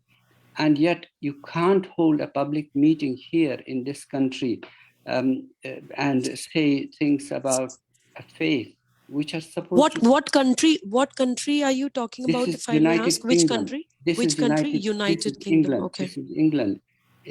Islamophobia has been legislated, and there is no way you can discuss anything about Islam in this country. It started with the concept of spreading hatred against a religion, vilifying a religion that was supposed to be a non-starter, which is fine. And it was criminalized, that's fine. But under that guise, they brought in this issue of Islamophobia. And somehow they persuaded the legislators to accept it. And when you look into that document, it's in the public domain, you will find anything you say about Islam, about Prophet. Okay, sorry for the interruption. Actually, we are getting a lot of questions from audience. Maybe if you could cut short your question and also the answer. Yes, Pratima ji, I actually got his point. His voice was breaking and not too sure whether he's listening to me right now or not. But I'm glad that he brought this to my notice, because I did not know that Islamophobia has been legislated in United Kingdom, and I'm definitely going to make this a part of my movement, because I have always maintained that phobia is an irrational fear, right? So Islamophobia तो word ही गलत है, क्योंकि इस्लाम को लेके जो ये fear लोगों के मन में आ रहा है, या इस्लाम को लेकर जो questions लोगों के मन में आ रहे हैं, वो irrational नहीं है, वो illogical नहीं है, वो unreal नहीं है. Phobia शब्द ही जोड़ देना गलत है. अगर प्रॉफिट मोहम्मद के नाम पे जैशे मोहम्मद चल रही है, तो डेफिनेटली सवाल पूछे जाएंगे. We have the right to ask questions कि why a terror outfit is running in the name of my prophet? Why will not I ask this question as a Muslim? I have an absolute right and I have authority to ask this question, that my prophet is being used to run a terror outfit, a terrorist organization. Jaish Mohammad, मैं क्यों नहीं पूछूंगी question? और criticism की तो देखिए बात ही नहीं है, बात यहाँ पर सिर्फ सवालों की है, और सवालों से रोकता वही है जिसके पास छुपाने के लिए कुछ हो. और हम लोग इसको भारत में डेफिनेटली एक मूवमेंट बनाएंगे कि भारत में तो हम भगवान से भी सवाल पूछते हैं. भगवत गीता में अर्जुन श्री कृष्ण से सवाल पूछते हैं. हम कभी भी ह्यूमन माइंड अगर हमें ऊपर वाले ने दिया है, सोचने समझने की क्षमता दी है, रैशनैलिटी दी है, थिंकिंग कैपेबिलिटी दी है, डिसीजन मेकिंग दी है, इंडिपेंडेंस ऑफ चॉइस दिया है, हमें पैदा किया गया एक स्वतंत्र माइंड के तौर पे, तो ऑब्वियसली हमें सवाल पूछने का भी पूरा अधिकार है. इंडोक्ट्रिनेशन ऑफ माइंड क्यों प्रमोट किया जाता है in the name of Islam? I will ask this as a Muslim. Every Muslim should ask this question. मैं मुस्लिम बच्चों से भी ये बोलना चाहती हूँ कि हमें बोला जाता है इस्लाम के नाम पर आप गाना नहीं गा सकते, गाना गाना हराम है, आप नाच नहीं सकते, डांस करना हराम है, आप लिपस्टिक नहीं लगा सकते, मुसलमान लड़की बाल नहीं खोल सकती, मुसलमान बच्चा कुछ भी ऐसी एक्टिविटी में पार्टिसिपेट नहीं कर सकता जो उसको खुश कर दे. Any activity which will make us happy, which will teach us to coexist with others, which will promote us to have better friendships, उन सभी चीजों को हमें करने से मना किया जाता है. इतना जबरदस्त ह्यूमन राइट वायलेशन हमारे साथ हो रहा है in the name of our religion, and we are not allowed to even ask questions. तो मुझे लगता है कि ये बहुत अच्छा आपने पॉइंट उठाया है. हम इस चीज को बहुत ज्यादा इस पे आवाज भी उठाएंगे कि इस्लामोफोबिया कोई शब्द ही नहीं है, should not be used, because the fear which we have is very real, and the questions that we have are very logical, very rational, and we as Muslims want answers to our questions.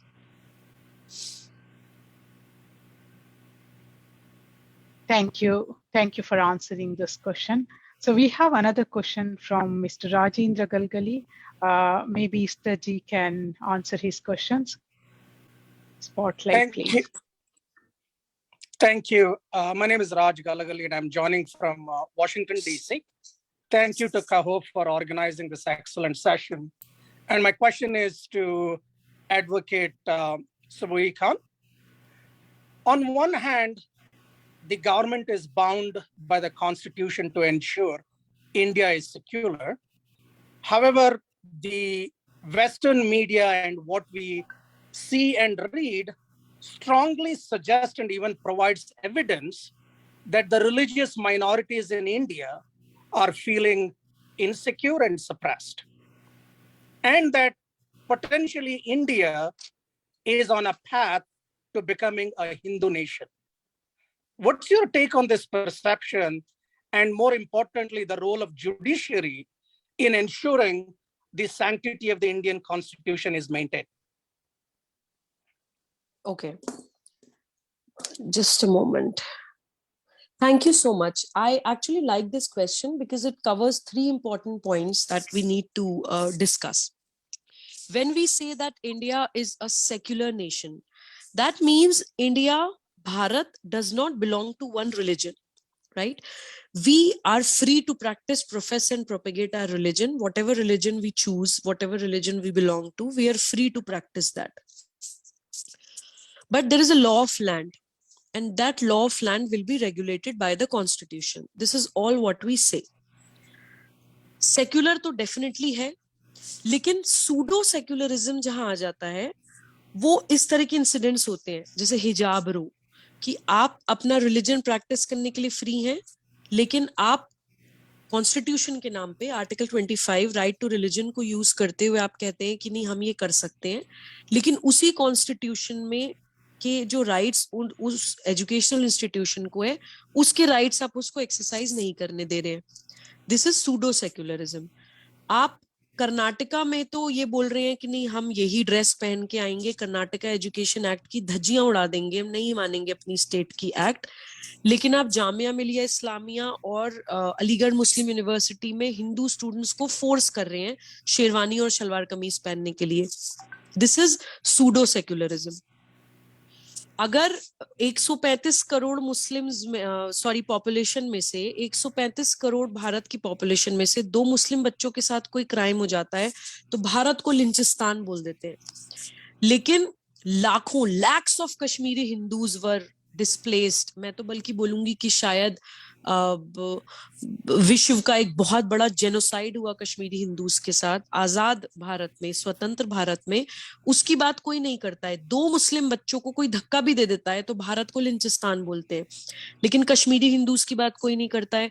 Bengal में even today as we are discussing, as we are having this webinar now, इस वक्त भी बंगाल में Hindus के साथ lynching हो रही है, उनको मारा जा रहा है. मेरे पास पर्सनली वीडियोस आती हैं, फोटोग्राफ्स आती हैं, but nobody is interested in talking about that. We are discussing the hijab row. हिजाब रो की डिबेट्स के ऊपर ही कितने, आई थिंक काफी सारे हिंदूज को मार दिया गया. अभी एक हर्षा नाम के एक बजरंग दल एक्टिविस्ट को मार दिया गया just because he posted something online against हिजाब रो. तो देखिए ये मैं सूडो सेक्युलरिज्म बोलती हूँ कि अगर हमें एक जान जाने का दुख है तो वो किसी भी caste, creed, religion, gender, place of birth का व्यक्ति हो, हमें उतना ही दुख होना चाहिए. सेक्युलरिज्म जब हम बोलते हैं तो it should be actually equal, it should be very rational, very logical और बहुत ही इंसानियत, इंसाफ के साथ वो सेक्युलरिज्म होना चाहिए. जहां हमें सूट कर रहा हो वो सेक्युलरिज्म नहीं होना चाहिए. So I am with secularism but I am against pseudo secularism. दूसरा आपने एक पॉइंट इसमें रेज किया था रिलीजियस माइनॉरिटीज का. देखिए वैसे तो भारत में कभी भी किसी भी माइनॉरिटी के साथ बुरा नहीं हुआ है. जैसे मैंने आपको एग्जांपल दिया ज्यूज या फिर और भी माइनॉरिटीज हैं, जैन है, सिख है, बौद्ध है, पारसीज हैं, क्रिश्चियंस हैं. No minority has ever been persecuted in Bharat. But फिर भी विभाजन के वक्त, जिस वक्त इस्लामिक स्टेट के नाम पे पाकिस्तान बना दिया गया भारत को तोड़ के, उसके बाद चलिए ये तय हुआ कि मुस्लिम्स उस वक्त कम थे, आई थिंक 2-3 करोड़ थे, तो उनको माइनॉरिटी स्टेटस दिया गया. आज मुस्लिम्स भारत में 20 या 30 करोड़ हैं. तो बाय व्हाट डेफिनेशन आप यूनाइटेड नेशंस की कोई डेफिनेशन ला रहे हैं या कौन सी डिक्शनरी के हिसाब से Muslims are minorities in India? मैं बोलती हूँ as an Indian Muslim I refuse to be called a minority because minority is not a status but it is a victim card that is being used in my country. Minority is a victim card to blackmail and emotionally incite Muslims. तो देखिए 30 crore 20 crore population minorities नहीं होते किसी भी definition के हिसाब से. और जो आप इंटरनेशनल न्यूज की आपने बात करी कि एक नैरेटिव बना दिया जाता है, वो मैं पहले ही अपने वक्तव्य में कवर कर चुकी हूँ कि 7 anti national forces are actually actively working against Bharat. They are working tirelessly to try and maintain this anti-Bharat narrative. वो ही इस तरह के न्यूज बनाते हैं. बहुत सारे मीडिया आउटलेट्स हैं, बहुत सारे प्रिंट मीडिया हैं, बहुत सारे सूडो सोशल एक्टिविस्ट्स हैं. वो भारत के खिलाफ ये नैरेटिव बनाने की कोशिश करते हैं कि माइनॉरिटीज के साथ भारत में खराब हो रहा है. अगर आप गवर्नमेंट की भी बात करते हैं तो कितनी स्कीम्स हैं, कितनी सारी पॉलिसीज हैं जो स्पेसिफिकली माइनॉरिटीज के लिए चल रही हैं. मदरसा मॉडर्नाइजेशन कभी भी किसी भी सरकारों में नहीं हुआ है. हमारी प्रेजेंट गवर्नमेंट में मदरसा मॉडर्नाइज करने की भी बात हो रही है. मुसलमान लड़कियों को शादी शगुन नाम पर पैसा दिया जा रहा है कि भाई शादी हो रही है तो बच्चियों को सपोर्ट की जा रही है. बहुत तरह की पॉलिसीज माइनॉरिटीज के लिए चल रही हैं. But because I am not part of the government, so I will not go into detail of the policies जो माइनॉरिटी के फेवर में पॉलिसीज चल रही हैं. अब एक पॉइंट आपने और बोला, हिंदू नेशन, कि भारत को हिंदू राष्ट्र बनाने की बात होती है. मुझे लगता है this point should be discussed and should be brought into debates and discussions very often, because this is the main point of conflict. यहाँ पर लोग कंफ्यूज हो जाते हैं आके कि हिंदू राष्ट्र का मतलब किसी एक रिलीजन का राष्ट्र. मैंने शुरू में भी बोला था कि Hindu is not a religion. Hindu का सीधा सीधा मतलब होता है कि जो कर्मा पे बिलीव करते हैं. हिंदू का मतलब होता है जो धर्म पे बिलीव करते हैं, यानी कि परफॉर्मेंस ऑफ ड्यूटी, कर्तव्य परायणता. हिंद में पैदा होने वाले हिंदू, रशिया में पैदा होने वाले रशियंस, अमेरिका में पैदा होने वाले अमेरिकन्स, हिंदुस्तान में पैदा होने वाला हिंदू. मुझे हिंदू होने के लिए इस्लाम छोड़ने की जरूरत नहीं है. Hindu is a civilisational and a national and a cultural identity. जैसे अमेरिकन मुस्लिम्स होते हैं कि वो ऑब्वियसली अमेरिकन्स हैं और मुस्लिम भी हैं, रशियन मुस्लिम्स भी होते हैं, चाइनीज मुस्लिम्स भी होते हैं, ऐसी हिंदू मुस्लिम्स भी होते हैं. ये एक सिंपल सा कॉन्सेप्ट हम लोगों को नहीं समझाया जाता है या हम लोगों को कंफ्यूज किया जाता है. Intellectual terrorist are working. Intellectual terrorist हमें कंफ्यूज करते हैं कि हिंदू राष्ट्र का मतलब है किसी रिलीजन के खिलाफ कोई बात करना. ऐसा बिल्कुल नहीं है. हिंदू का मतलब प्रकृति प्रेमी, हिंदू एनवायरमेंट की बात करता है. एनवायरमेंट एक्टिविस्ट मान लीजिए आप हिंदू को, अगर आप सिंपल भाषा में समझना चाहते हैं. हमें देवी देवताओं के वाहन जानवर इसलिए बताए जाते हैं. कभी बोला जाता है शिव जी के साथ सांप है, गणेश जी के साथ चूहा है, माता के साथ शेर है, श्री कृष्ण के साथ गाय है, सिर्फ ये बताने के लिए कि वी हैव टू कोएग्जिस्ट. जन, जंगल, जमीन, जानवर और जल. मैं रिपीट करूंगी, जन यानी ह्यूमंस, जंगल फॉरेस्ट्स, जानवर एनिमल्स, जल वाटर एंड जमीन धरती. जन, जंगल, जमीन, जानवर और जन, इनका समन्वय, इनका कोएग्जिस्टेंस को जो मानता है वही हिंदू है, उसका रिलीजन कुछ भी हो. तो देखिए, ये मुझे लगता है क्लैरिटी हम लोगों को लानी चाहिए. हिंदू राष्ट्र भारत को बनाने की जरूरत नहीं है. भारत हिंदू राष्ट्र है. Bharat is a Hindu nation and Hindu is not a religion. So we need to understand that. Thank you so much. Yeah, thank you. Actually, we are running late of time, but we have a lot of questions from audience. Unfortunately, we may not be able to cover all the questions. I will take the last questions from Mr. Prashant, and after that, we will wind up the session. Hello. Hello. Can you Yeah, hear this me? question. Yeah, this question goes to Esther Ji. Okay, I'll ask so I had two questions for each of those, but yes, I'll Yeah, direct my sure. question. No worries. You can. Yeah. Okay, I'll ask the question to Esther Ji first. Hi, namaskar. My name is Prashant, calling from Cambridge. Thank you very much for all the insights that you've given me. Very valuable and really fascinating. I want to ask Esther this question is, often we in the UK, whenever we talk about anything, basically, even if we talk about Indians sending mission to Mars, the caste system will be brought in as a reply. So it's West's way of demeaning us, generally speaking.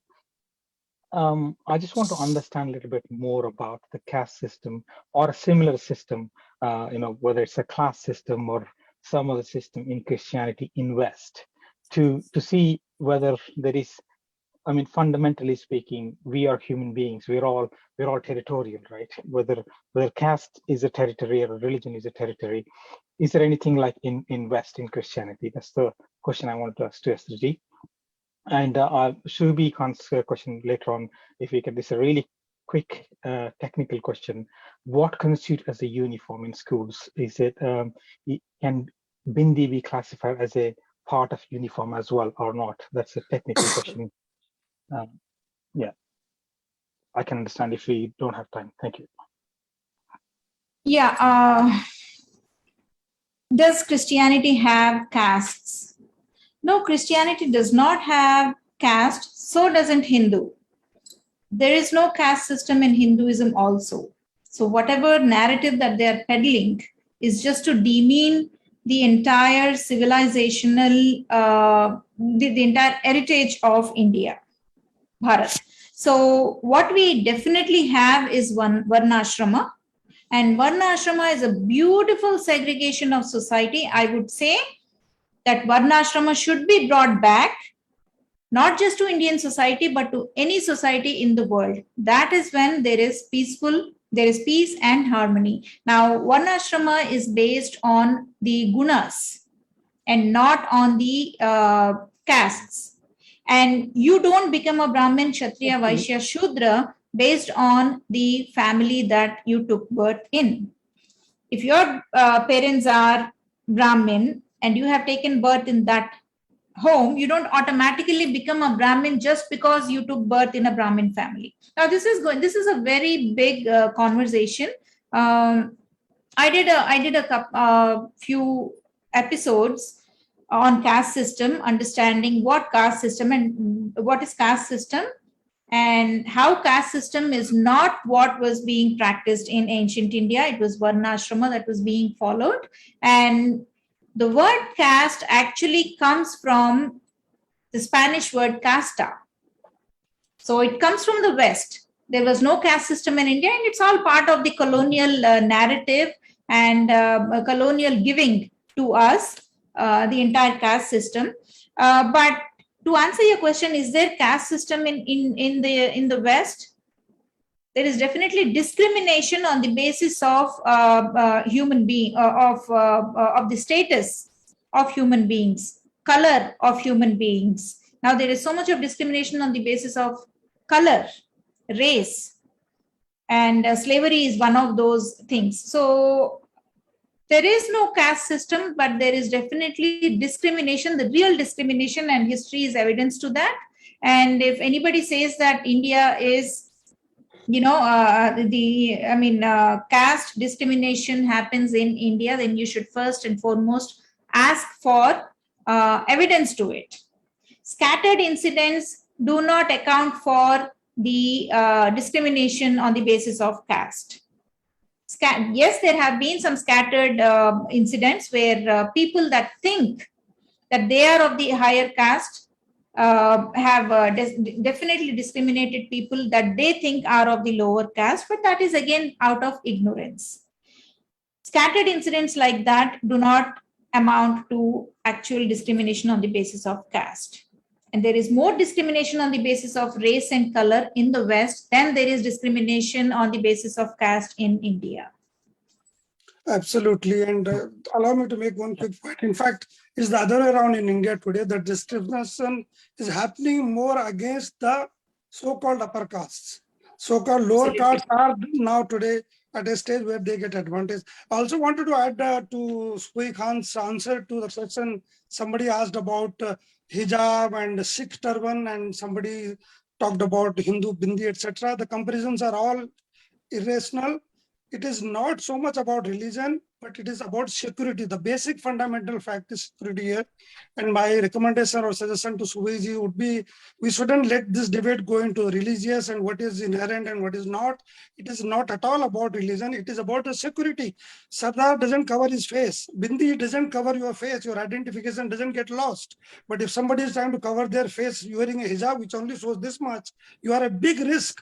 All the cameras that are displayed all over for safeguarding our security, they are just put to zero because somebody is covering their face. So that's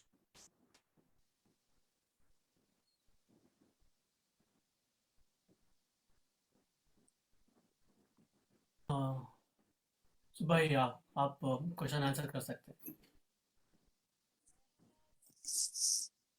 Was that for me? Yeah. You can answer the. जी. नहीं, I absolutely agree with Mahendra ji, what he said, and we actually covered this point also, कि it is about security, कि आप बाकी बिंदी या कहीं आप कलावे से compare कर रहे हैं या किसी चीज से सिक्स के टर्बन से कंपेयर कर रहे हैं, तो वो सारी चीजें आइडेंटिटी हाइड नहीं करती हैं, बट नकाब आपका चेहरा हाइड कर लेता है, तो that pose actually it poses a big threat to the security of the nation and the society in which we live in. So उस बहुत सारी चीजों मुझे लगता है कि लेकिन जब religious feelings involved होती हैं तो हमें हर पर्सपेक्टिव से हर तरह से उस सब्जेक्ट को क्लियर करने की कोशिश करनी चाहिए. सिक्योरिटी थ्रेट तो डेफिनेटली है, लेकिन कॉन्स्टिट्यूशन क्या कहता है, रिलीजन क्या कहता है, या राइट टू चूज क्या कहता है, या पॉलिटिसाइज कैसे किया जा रहा है, सिक्योरिटी थ्रेट कैसे है. मुझे लगता है कि हमें हर पहलू पर, हर मुद्दे पर इस चीज को के बारे में बात करनी चाहिए, बिकॉज जो लोग नरेटिव बिल्डिंग कर रहे हैं they are psychologically very very clever. They know कि किस तरह से लोगों की भावनाओं के साथ खेलकर मैनिपुलेट करके उनको यूज करना है मेंटल स्लेव्स की तरह.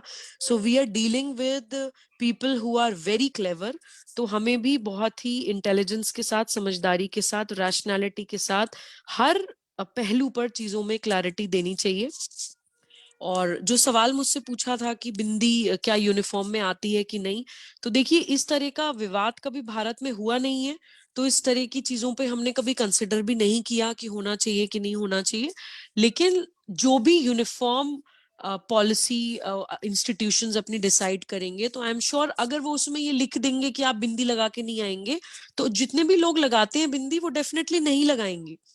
इस तरह की जिद या इस तरह की हठधर्मी भारत में हम लोगों में नहीं होती है, बिकॉज हमें फिर मैं आपको वही बोलूंगी कि फिर नेचर आ जाता है, फिर प्रकृति आ जाती है, कि हमें प्रकृति ने ही इतनी डाइवर्सिटी दी है, हमारे पास इतनी डाइवर्सिफाइड क्लाइमेटिक कंडीशंस हैं कि हमारी जो सोच है वो भी बहुत डाइवर्सिटी को प्रमोट करती है, डाइवर्सिटी को एक्सेप्ट करती है, और हम लोग चीजों को लेकर रिजिड नहीं होते हैं, हम लोग बहुत फ्लेक्सिबल होते हैं.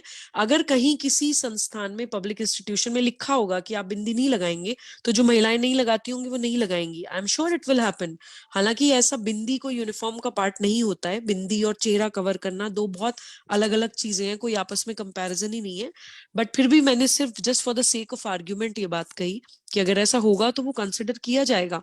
अगर मुझे आई थिंक कुछ सेकंड्स मिले, मैं वो कास्ट सिस्टम पे भी अपना कुछ एक पॉइंट ऐड करना चाहती हूँ. Do we have time, like few seconds, maybe a minute? Can I? Yes, please go ahead. Yes, please go ahead. Yeah, please go ahead. Sure. देखिए, मैं ये कहना चाहती हूँ कि कास्ट, अगर मुझसे पूछा जाए, अभी पूछा कि क्या वेस्ट में भी कास्ट होती है, तो अगर मैं आपको बोलूं कि हाँ होती है. देखिए, कास्ट जैसे अभी बहुत अच्छे से बताया, मैं ये बताना चाहती हूँ कि कास्ट कभी भी वर्टिकली प्लेस्ड नहीं थी हमारे वेदों में. वर्टिकली यानी रैंक वाइज कि वो बड़ा है, वो उससे छोटा है, वो उससे छोटा है. हॉरिजॉन्टली प्लेस्ड थी एज वर्ण, यानी कि कर्म, जिसका जो काम है उसको उस हिसाब से वो नाम दिए गए थे कि हाँ, जो इंटेलिजेंस का ब्रेन रिलेटेड काम है वो ब्राह्मण है, या जो क्षत्रिय जो फाइट कर रहे हैं, जो फाइटर्स हैं, वॉरियर्स हैं, वो क्षत्रिय हैं. उसी तरह से सारी ब्राह्मण, क्षत्रिय, वैश्य, शूद्र के अपने कर्म निर्धारित थे. वेस्ट में मैं आपको एग्जांपल एक कंपनी का देती हूँ. क्या आप इमेजिन कर सकते हैं कोई भी कंपनी जिसमें कि अलग अलग डिपार्टमेंट्स ना हो? किसी भी कंपनी में एचआर डिपार्टमेंट अलग होता है, ऑपरेशंस डिपार्टमेंट अलग होता है, फाइनेंस डिपार्टमेंट अलग होता है. तो जो एफिशिएंसी होती है किसी भी कॉर्पोरेट के या किसी भी सिस्टम के, किसी भी एक व्यवस्था के चलने की एफिशिएंसी कई गुना बढ़ जाती है जब लोगों के काम निर्धारित होते हैं, वेल डिफाइंड होते हैं, कैटेगराइज्ड होते हैं. तो देखिए, कास्ट आप हमारा वो सिस्टम ही समझ लीजिए. समाज में, समाज को व्यवस्थित रूप से चलाने के लिए जो व्यवस्था थी वो कास्ट सिस्टम था या वर्ण सिस्टम था, जो वर्टिकली प्लेस्ड नहीं थे, हॉरिजॉन्टली प्लेस्ड थे. सबकी उतनी ही इक्वल इंपॉर्टेंस थी, बस उनके काम बटे हुए थे. और अगर कोई एक वर्ण से निकल के दूसरे वर्ण में जाना चाहता है तो उसमें भी कोई मनाही नहीं थी. मैं तो ये कहती हूँ कि सामाजिक व्यवस्था में सोशल लाइफ में कास्ट या वर्ण सिस्टम अच्छी चीज थी। वो खराब सिर्फ वहां पे हुआ है कि जब हमने उनको वर्टिकल रैंकिंग के तौर पे समझना स्टार्ट कर दिया कि ये छोटा है या ये बड़ा है, या ये सो कॉल्ड नीचा है, ये सो कॉल्ड ऊंचा है। वहां से खराबी स्टार्ट हुई। खराबी वहां से हुई जब उनका पॉलिटिसाइजेशन होना स्टार्ट हो गया। पॉलिटिसाइज, अलग अलग राजनीतिक पार्टीज बनने लगी, इस जाति की ये राजनीतिक दल है, इस जाति का ये राजनीतिक दल है। तो कास्ट सिस्टम सामाजिक व्यवस्था में गलत नहीं थे, लेकिन राजनीतिक जब उनको बना दिया गया या लोगों को तोड़ने के लिए इस्तेमाल करने लगे, या लोगों को वो छोटा ऊंचा नीचा बताने के लिए इस्तेमाल होने लग गया, वहां पर गलती आई है। कुछ हद तक आई भी है और कुछ हद तक नरेटिव बिल्डिंग भी हुई है भारत के खिलाफ। तो मैं ये दो चीजें, और आपको सामाजिक व्यवस्था में वर्ण सिस्टम बड़ा इंपॉर्टेंट क्यों था, दो उदाहरण सिर्फ देना चाहती हूँ कि सब वर्णों के अलग अलग कर्म निर्धारित थे, तो उनके एम्प्लॉयमेंट भी गारंटीड थे। अगर आप एक वर्ण में हैं तो आपको वो वाला काम तो मिलेगा ही मिलेगा, बाकी आप उसे छोड़ के दूसरा कोई लेना चाहते हैं तो आप फ्री हैं, लेकिन एटलीस्ट एक एम्प्लॉयमेंट आपका गारंटीड है। तो अनएम्प्लॉयमेंट की समस्या नहीं होती थी। आज जो लोग नौकरियां ढूंढते हैं, क्योंकि गारंटीड होता था एम्प्लॉयमेंट अपनी व्यवस्था में, अपनी वर्ण व्यवस्था में, जो उस वर्ण व्यवस्था का व्यक्ति होता था। दूसरा एक इम्पॉर्टेंट अच्छा पॉजिटिव एस्पेक्ट हमारे वर्ण सिस्टम का ये था कि अलग इकोनॉमी जो थी भारत की, भारत को आप दूसरी कंट्रीज से कंपेयर नहीं कर सकते हैं। Bharat is not just a small and a simple piece of land like other countries. दूसरी कंट्रीज में इतनी वैरायटीज, इतनी विभिन्नताएं नहीं है। भारत की जो इकोनॉमी थी वो सेंट्रलाइज नहीं थी, डिसेंट्रलाइज्ड इकोनॉमी थी, और बहुत अलग अलग जगह की इकोनॉमी उस जगह की कई कास्ट्स भी संभाल लिया करती थी। अलग अलग कास्ट्स के अलग अलग काम होते थे, स्किल्स होती थी, उनका एक कौशल होता था कि हाँ ये जाति के लोग ये बनाएंगे या इस जाति के लोग ये काम करते हैं, और वो कास्ट अपनी अपनी लोकल एरिया की पूरी इकोनॉमी संभाल के रखती थी। तो हिंदू वे ऑफ इकोनॉमी भी अगर हम समझेंगे तो वो बहुत ही proper systematic and well organised way में चलता था। 250 साल पहले तक पूरे विश्व की जीडीपी का 25% कंट्रीब्यूशन वाज फ्रॉम भारत, पूरे विश्व की जीडीपी का। तो इमेजिन। तो मैं यही कहना चाहती हूँ कि कोई भी हमारे सनातन हिंदू कल्चर की कोई भी बिलीफ, कोई भी प्रैक्टिस शैलो नहीं होती है, उसके पीछे बहुत गहरे रीजंस होते हैं। कहीं ना कहीं वो वक्त के साथ हमारे अपनी इग्नोरेंस या कंफ्यूजन के कारण थोड़ा सा डिस्टॉर्ट हो जाते हैं, लेकिन उनको संभालने के लिए, उनको समझाने के लिए या उनको रेक्टिफाई करने के लिए भी हम लोग आगे आते हैं। और जो एंटी नेशनल फोर्सेज हैं वो बहुत सारी चीजों को इस्तेमाल करके हमारे खिलाफ र्यूमर मॉन्गरिंग करती हैं।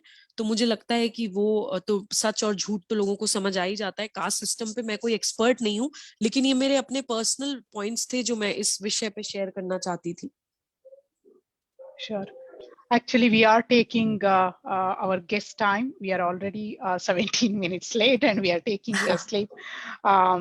We are sorry about that. So we are taking the last question. So yeah, go ahead, Esther ji. You wanted to say something?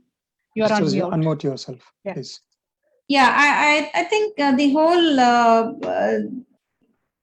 description of caste system was, the Varnashram was put beautifully in the words of Sri Aurobindo, and he was talking about how the spirit of ancient India was aristocratic, and he also went on to describe each of those categories. He said the Brahmin who devoted himself to poverty and crushed down every desire in the wholehearted pursuit of knowledge and religious self-discipline. And here is a Kshatriya who hurling his life joyously into the shock of virtuous, chivalrous battle. And he held his life, wife, children, possessions, his own happiness as mere dust in the balance compared with honor and his Kshatriya dharma, the preservation of self-respect, the protection of the weak, the noble fulfillment of princely duties. And then there is the Vaishya, who toils all his life to amass riches. He poured them out as soon as amassed in self, forgetting philanthropy. I mean, he engaged himself in charity and he held himself as a mere steward and not the possessor of his wealth. So he was not arrogant. So there again, he was showing his Vaishya dharma. And then the Shudra who gave himself up for the loyalty and to humble service, faithfully devoting his life to his dharma, and however low, in preference to self-advancement and ambition. He kept his own ambition and aspirations aside, and he gave himself up for the humble service of the society. These were the social ideals of our age. And when the British came in partnership with exactly the Church of England, actually, that is when it all turned into caste system, the rigid caste system.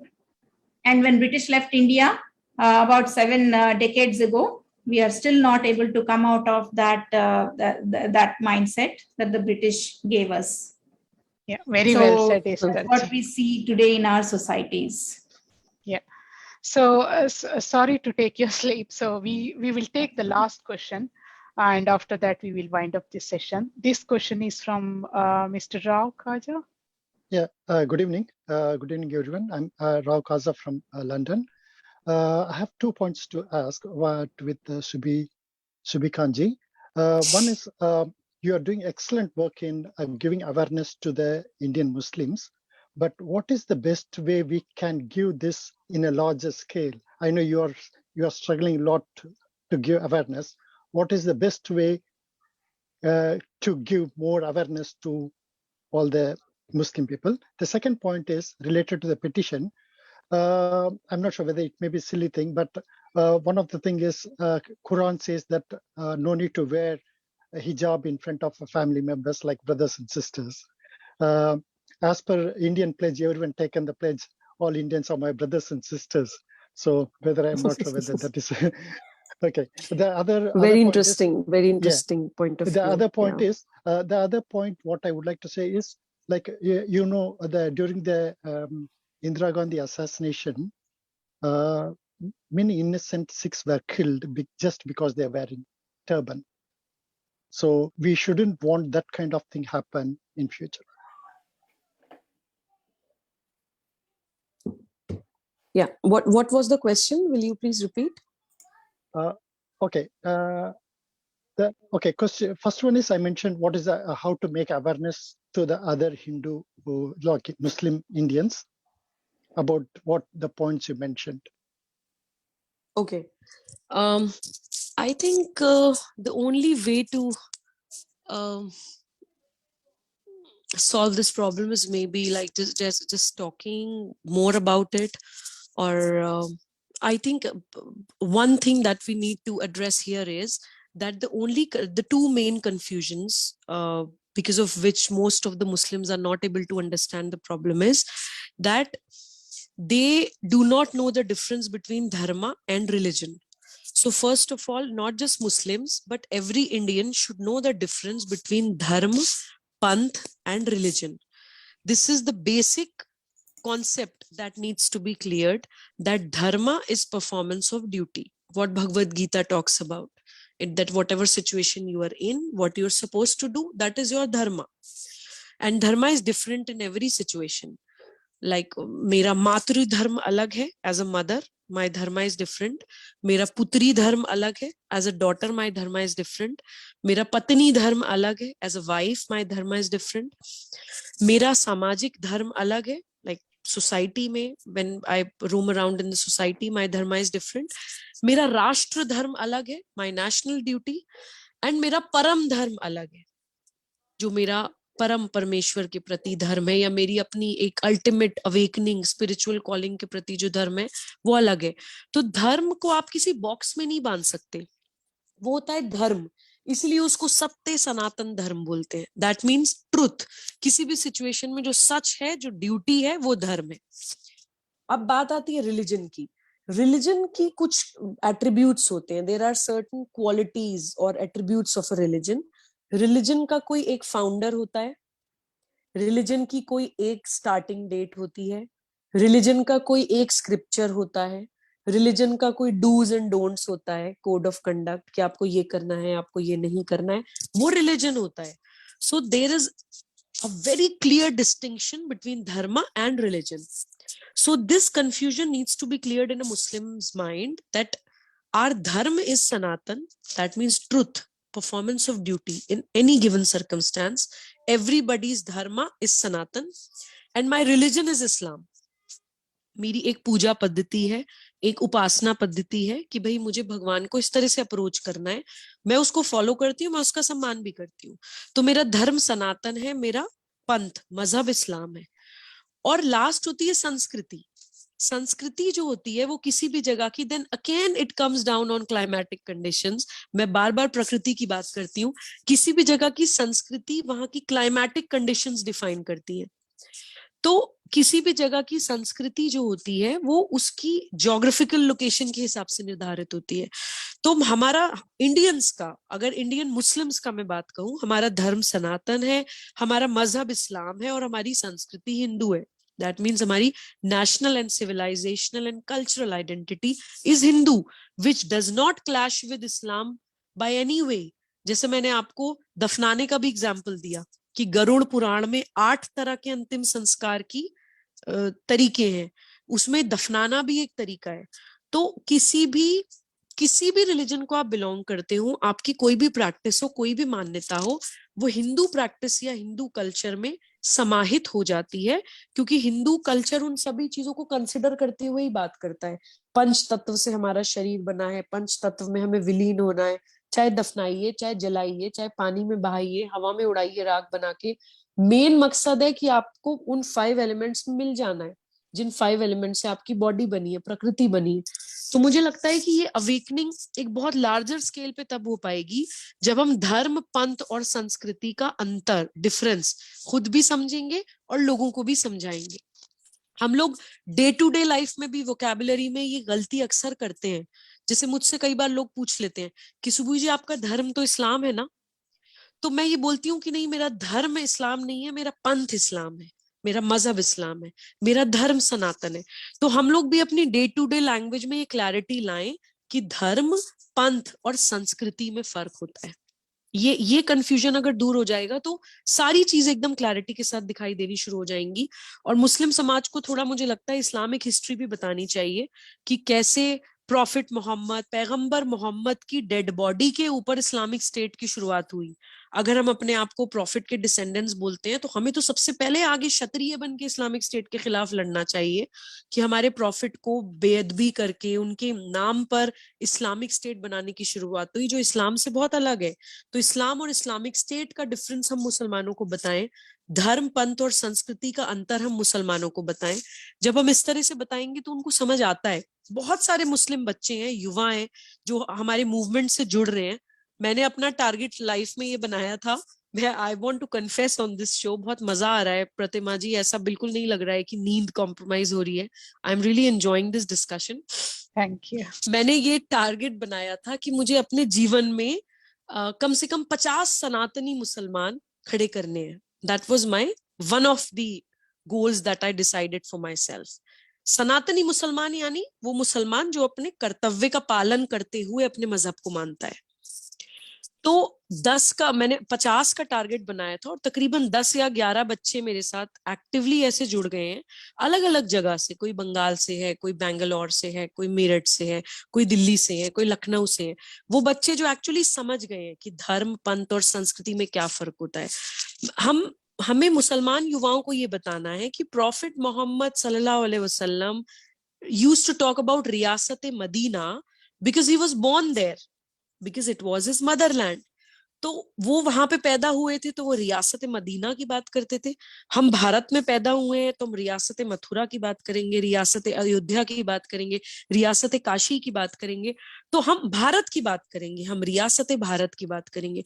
तो अगर हम इन चीजों को बहुत ही छोटी छोटी तरह से और क्लैरिटी के साथ समझेंगे तो कुछ भी रॉकेट साइंस नहीं है कि हमें इस्लाम का अरबाइजेशन नहीं करना है, हमें इस्लाम को भारतीयता की दृष्टि से मानना है। एक इंडियनाइजेशन ऑफ इस्लाम की होने की जरूरत है। और मुझे लगता है कि वो ना ही सिर्फ भारत को बल्कि पूरे विश्व के लिए एक टॉर्च बेरर होगा। पूरी इंसानियत, पूरी ह्यूमैनिटी, पूरा विश्व इस्लामिक आतंकवाद से जूझ रहा है। Radical organizations, Islam as a religion has been hijacked by these radical organizations and these radical people, और उनसे आजाद कराने का जिम्मा समझदार मुसलमानों को ही लेना पड़ेगा। तो मुझे लगता है कि हम लोग एक टॉर्च बेरर की तरह पूरे विश्व को दिखाएं और आतंकवाद की समस्या से मुक्ति दिलाएं, और वो हम तभी कर सकते हैं जब हम इन सारे कॉन्सेप्ट्स को क्लियर करेंगे। थैंक यू सुबह जी। Okay. We have a lot of questions, but unfortunately, we are not able to take all the questions. So now it's the time to wind up this session. Esther ji, you know, women dignity, you explained the women dignity and role of the Southern Baptist Conversion Church, and you beautifully explained about the Varnashram is a different from caste and Varna system. And I read more about your work. Your work on the Garvopsy and anti-conversion is commendable, and we need more Esther ji to our society to educate our people. Thank you for all your hard work, and we are all with you. And especially thank you for spending your time and sharing your thoughts on today's sessions. We are really very much happy with your thoughts, and thank you for your time. Pleasure is mine, Pratimaji. Thank you. Subhaji, you are very well articulated on the ideology and religious practices, and 7 terrorist organizations was the best way to understand, and beautifully explained about the Islam and Islamic State difference. Dharma, Pantha, and culture is very well explained. And especially, at the end, you explained about the Santani Musalman. It's a beautiful concept. Yes, Yeah, Sanatan Musalman. That's a beautiful concept and well explained. Thank you for your time. It's a very good session. Thank you for all your time. Thank you so much. It was a great pleasure and an absolute honor to be here. Yeah. Thank you for all our audience. Unfortunately, we couldn't cover all your questions. If we cover all the questions, it would take another 2-3 hours. But thank you for your participation. Without you, we couldn't make these sessions. Thank you, everyone. Thank you. Thank you. Cheers. Bye. Bye. Thank you so much. Thank you so much.